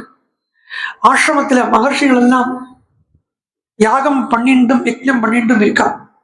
ஆனா அந்த யாகத்துல கர்மமா தான் பண்றாளோ அப்படின்னு நினைச்சுக்க வேண்டாம் அப்படின்னு சொல்லி வால்மீகி சொல்றார். இந்த இடத்துல ரிஷிகள் கர்மமா பண்ணலை, அந்த கர்மத்துல பிரம்ம தரிசனத்தோட கர்மம் பண்றாங்க. கர்மத்தில பிரம்ம தரிசனம், அதுதான் பகவத்கீதையில பகவான் சொன்னார், பிரம்மார்ப்பணம் பிரம்மஹவிஹி பிரம்மாக்னோ பிரம்மணாகுதம் பிரம்மைவதேன கந்தவியம் பிரம்ம கர்ம சமாதினா. பிரம்ம கர்ம சமாதினா, கர்மத்தில பிரம்மத்தை பார்க்கறது. என்ன பண்றதாக இருந்தாலும் அவ ஒரு சமித்து அக்னிக்குள்ள எடுத்து போடுறதாக இருந்தாலும் அது சமித்த அக்னிக்குள்ள எடுத்து போடுறோங்கிற அந்த கர்ம திருஷ்டியில பண்ணலை, அந்த ராம திருஷ்டியிலேயே பண்றா. அதனாலே அவளுக்கு சமித்தம் ராமனா தெரியறது, அக்னியும் ராமனா தெரிகிறது, எல்லாத்துக்கும் மேல போடுற தண்ணியுமே ராமனா தெரிகிறதுங்கிறதுனாலேயே பிராமியா லட்சுமியா சமார்த்தம் தத். அதுக்கு அதனால இந்த இடத்த என்ன சொல்றார் வால்மீகி பகவான், தத் பிரம்ம பவன பிரக்கியம். அதுக்கு பிரம்ம பவனம், ஏன்னா அங்க பூரா வேத சப்தம் கேட்டு இருக்கு. வேதத்வனியை தவிர அங்க வேற ஒண்ணுமே கேட்க மாட்டேங்கிறது. வேதத்திலையும் வேத பாகத்திலையும் உபனிஷதம் சப்தம் கேட்டு இருக்கு. பிரம்மணைஹி பிராமணைஹி உபசோபிதம் பிரம்ம தத் பிரம்ம பவன பிரக்யம் பிரம்ம கோஷ நிதாதிதம் பிரம்ம வித்பிஹி மகாபாகைஹி பிராமணைஹி உபசோபிதம். எவ்வளவு பாருங்க, பிரம்மம் பிரம்மம் பிரம்மம்ங்கிற சப்தத்தை வச்சே வால்மீகி பகவான் விளையாடுறான். வாஸ்தவமா மனசு அடங்கிட்டுனாலேயே முக்கால் பிரம்ம அனுபவம் அனுபவிச்சிச்சு. மனசு கொஞ்சம் அடங்கிடுத்துனாலே அதை பார்க்கிறார் ராமர். இந்த பிராமணால பிரம்ம கோஷம் தான் வேத கோஷம், அதை பண்ணிட்டு இருக்கக்கூடிய அந்த பிரம்ம பவனமா இருக்கக்கூடிய அந்த பிரம்மமயமான கர்மம் பண்ணிட்டு இருக்கிற அந்த சன்னிவேசத்தை தத் திருஷ்டுவா எல்லாம் ஏன் பண்றான்னா ராமன் பாப்பன்கிறதுக்காக பண்றான். தத் திருஷ்டுவா ராகவ ஸ்ரீமான், ராமனை சொல்றத ஸ்ரீமான்ங்கிறான். ஒரு சொல்லு வியர்த்தம் கிடையாது. அப்படி சொல்ல போனா இப்ப ஓரோ சொல்லா சொல்லிட்டு போயிருந்தேன்னா இப்ப ஆரண்ய கண்டத்துக்கு அப்புறம் அந்த 30 எடுத்துருவேன். அதனால நாளைக்கு கதாபாகத்துக்குள்ள போயிடுறேன் சீக்கிரமே. அதுக்காக ரொம்ப ஓட்ட வேண்டிய தேவையில்லை நினைக்கிறேன். அரை நாள் எல்லாம் கூட நான் ஆரண்ய கண்டன் சொன்னது உண்டு, அது உண்டு. அதனால அதை பார்க்கிறார் ராமன். தத்ருஷ்டுவா ராகவ ஸ்ரீமான், இதுதான் சொன்னேன், கர்மணி பிரம்ம தரிசனம். கர்மத்தை பிரம்மம் பார்க்கறது, கர்மத்தில பிரம்மத்தை பார்க்கறதுன்னு ஒண்ணு, கர்மத்தை பிரம்மம் பார்க்கறது ஒண்ணு. கர்மத்தை தத்ருஷ்டுவா ராகவ ஸ்ரீமான், ஸ்ரீமான்கிறார். என்ன ஸ்ரீ கொண்டு வந்துட்டு இருக்காருங்க சொல்ல போறார், சம்ஹரணம் லக்ஷ்மின்னு சொல்ல போறார், ரூப சம்ஹரணம் லக்ஷ்மின்னு சொல்ல போறார். ஸ்ரீனா லக்ஷ்மி. என்ன ஸ்ரீயோட ராமன் வந்துட்டு இருக்கார் அப்படின்னா ரூபசம்ஹரணம் லக்ஷ்மி. இந்த சாக்கார பிரம்மமா வந்து சரூபமா சகுணமா சரூபமா சாரூபியத்துல வந்து சரூபமா வந்து அந்த சாயுஜ்ய சாமீபிய சாரூபிய சாயுஜ்ய மோட்சத்தை கொடுக்கக்கூடிய அந்த முக்தி லட்சுமி மோட்ச லட்சுமியோட கூட ராமச்சந்திரமூர்த்தி பிரவேசிக்கிறார். ஸ்ரீமான தாபசாசிரம மண்டலம் தத் அபியகச்சன் மகாதேஜா வித்யம் கிருத்வா மகத்தனு. தம்புரை வாசிக்கிற மாதிரி தனுசு வச்சுட்டு வாசிச்சுட்டு வந்துட்டு இருக்கார் ராமன். வித்யம்னா தியாகோஷம் பண்றதுன்னு அர்த்தம். வித்யம் அப்படின்னு இந்த தனுஷ பூட்டுறதுன்னு ஒண்ணு, வித்யங்கிருத்வான தனுஷ பூட்டுறதுன்னு ஒரு அர்த்தம். பூட்டி அதுல இருந்து துவனி பண்றா இல்லையா, அதுக்கு தியாகோஷம் அப்படின்னு பேர். ஜம் கிருத்வா வித்யம் கிருத்வா தத்தனு வித்யந்தனு கபர்த்தினு அப்படியே வர்றார். வித்யந்தனு கபர்த்தினோ விசல்யோ பாணவாகும் உதா அப்படியே வர்றார். அப்படியேதான் வர்றார். ருத்ரத்துல சொல்லப்பட்ட ருத்ரன், ராமாயணம் சொல்லப்பட்ட ராமன், ரெண்டும் ஒண்ணு. நான் அப்படியே ஒரு கிரந்தம் பண்ணி வச்சிருக்கேன். இத வச்சிருக்கிற மாதிரியே சங்கர பாஷ்ய மாதிரி அதை பண்ணி வச்சிருக்கேன். ருத்ரம் பூரா எடுத்துட்டு ராமாயணத்தை கோட் பண்ற, ராமாயணத்துல இருந்து கொட்டேஷன் ருத்ரத்துக்கு. இது என்னுடைய சாமர்த்தியத்துல பண்ணல, ராமச்சந்திரமூர்த்தியினுடைய பரிபூர்ண கிருப்பை மாத்திரத்தான் இதுக்கு காரணம். இல்லாட்டினா அந்த ஸ்லோகம் கரெக்டா இந்த இடத்துல இருக்குன்னு எனக்கு எப்படி தெரியும்? நான் எல்லாம் அவ்வளவு பெரிய ராமாயணம் படிச்சதெல்லாம் ஒன்றும் கிடையாது, எனக்கு தெரியவும் செய்யாது. இது அந்த இடத்த அவர் காட்டி தந்துடுவார், இங்க இருக்கு போய் பாருடா. இது பெருசா சபையில சொல்லவும் கூடாது, சொன்னா தோஷம். என்னை பத்தியும் நான் சொல்லிக்கிற மாதிரி தோஷம். ஆனா அது என்னை பத்தி சொல்லிக்கணுங்கிறதுல சொல்லல, அந்த பகவானுடைய கிருபைக்காக சொன்னேன். மேலும் நம்ப மாட்டான், சத்தியமா நம்ப மாட்டான். அதனாலே சொல்லி பிரயோஜனம் இல்லை, நம்புறவனுக்கு சொல்ல வேண்டிய தேவையும் இல்லை. அப்படி ஜாகோஷம் பண்ணிண்டு தனுச பூட்டிண்டு வர ராமனை மகர்ஷிகள் பார்க்கிறா. மகர்ஷிகள் பார்க்கறத மகர்ஷிகள் இந்த ஊன கண்ணால பார்க்கலைங்கிறார். வால்மீகி சொல்றார், திவ்ய ஞானோபபன்னாஸ்தே ராமம் திருஷ்ட்வா மஹர்ஷயः. இதே கீதையில எடுத்துட்டார், திவ்யம் ததாமி தே சக்ஷு அப்படின்னு எடுத்துட்டார். ஈஸ்வர சாட்சா்காரம் ஊனக்கண்ணால இல்லை எந்த பக்தனும் பார்க்கறது. அன்னைக்கு நான் சொல்லிட்டேன், அது இந்த அர்ச்சாவதாரம் வரைக்குமே அப்படித்தான். இங்க ஆஞ்சநேயரை பாக்குறோம் இல்லையா, இந்த ஆஞ்சநேயரை பாக்குறது நம்ம இங்க உட்கார்ந்து இருக்கிறவா யாருமே இந்த ஊரக்கண்ணால் இந்த ஆஞ்சநேயரை பாக்குறது இல்லை. இந்த ஆஞ்சநேயருடைய இந்த ரூபம் நமக்கு தெரியறதுன்னா அது ஒரு ஞான சக்ஷுசால தான் தெரிகிறது. இது ஆஞ்சநேயன் அப்படிங்கிற ஒரு ஞானம் நமக்கு இருக்கிறதுனால தானே அது தெரிகிறது. ஒரு நாய் வந்து அதுக்கு ஆஞ்சநேயர்னா தெரியுமா? இல்ல ஒரு நரி வந்து அதுக்கு பூனை வந்தா அங்க காத்தால நான் வந்து துறக்கிறது, சில நாளைக்கு எலி எல்லாம் அதுக்குள்ள இருந்து ஓடி வரும் சன்னிதியை சொல்றது. அந்த எலிக்கு தெரியுமோ இது ஆஞ்சநேயன்? அப்போ அந்த ஞானம் இருக்கிறதுனால தானே நம்ம பார்க்கிறோம். அப்ப அர்ச்சாவதார பர்யந்தம் இந்த ரூல் அப்ளிகபிள் ஆகும். இந்த ரூல் செல்லும். என்னதுன்னா, திவ்ய ஞான திவ்ய சக்ஷுஸ் இல்லாம ஈஸ்வர சாட்சா்காரம் கிடையாது.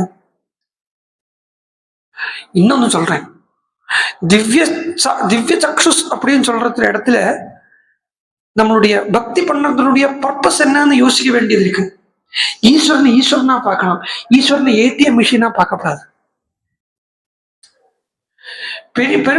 பெரும்பாலும் ஈஸ்வரன் போய் ஏடிஎம் மிஷினாவோ கல்பக விருட்சமாவத்தான் பார்க்கிறாங்களே ஜனங்கள் ஒழிய ஈஸ்வரனா பார்க்கறதுக்கு ஒரு கிரேஸ் தனியா வேணும்.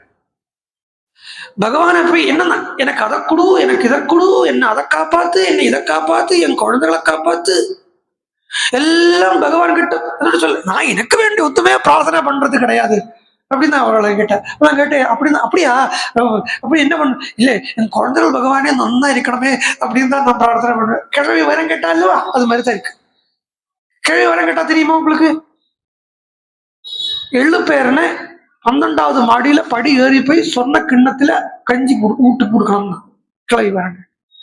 எல்லாம் அவளுக்காக தான் கேட்டிருக்க. ஆமா, அது மாதிரி இருக்கு இந்த வரம். குழந்தைகளை காப்பாத்து, என்ன மமதையினால தானே, மமதை தான். என் குழந்தைய காப்பாத்து அப்படின்னு சொல்றது என்னுடைய குழந்தைங்கிறதுனால தானே மமதை. பக்கத்து வீட்டு குழந்தைய காப்பாத்து யாராவது பிரார்த்தனை பண்ணிக்கலாம். அப்போ ஈஸ்வரனா பாக்குறதுன்னா ஈஸ்வரன் கிட்ட பிரார்த்தனையே ஈஸ்வர விஷயமா தான் இருக்கணுமே வழி அந்நியது இல்லை. பகவான் கிட்ட பிரார்த்தனையே பண்ணப்படாது. அப்படியே மீறி போய் பிரார்த்தனை பண்றது உண்டானா பக்தியை தவிர வேற ஒன்றும் பிரார்த்தனை பண்ணப்படாது. பக்தியை தவிர பகவான் கிட்ட வேற ஒன்றும் பிரார்த்தனை இதுதான் இதுவே திவ்ய ஞானம். இந்த திவ்ய ஞானத்தோடைய ராமனை பார்க்கிறா மகர்ஷிகள். அதனால சொன்னார், திவ்ய ஞானோபபன்னாஸ்தே ராமம் திருஷ்ட்வா மகர்ஷய. அப்படி திவ்ய ஞானத்தோட ராமச்சந்திரமூர்த்தியை பார்க்கிறா, ராமனை அவளை பார்க்கிறார் அப்படிங்கிறதோட இந்த கிரிக்கெட்டை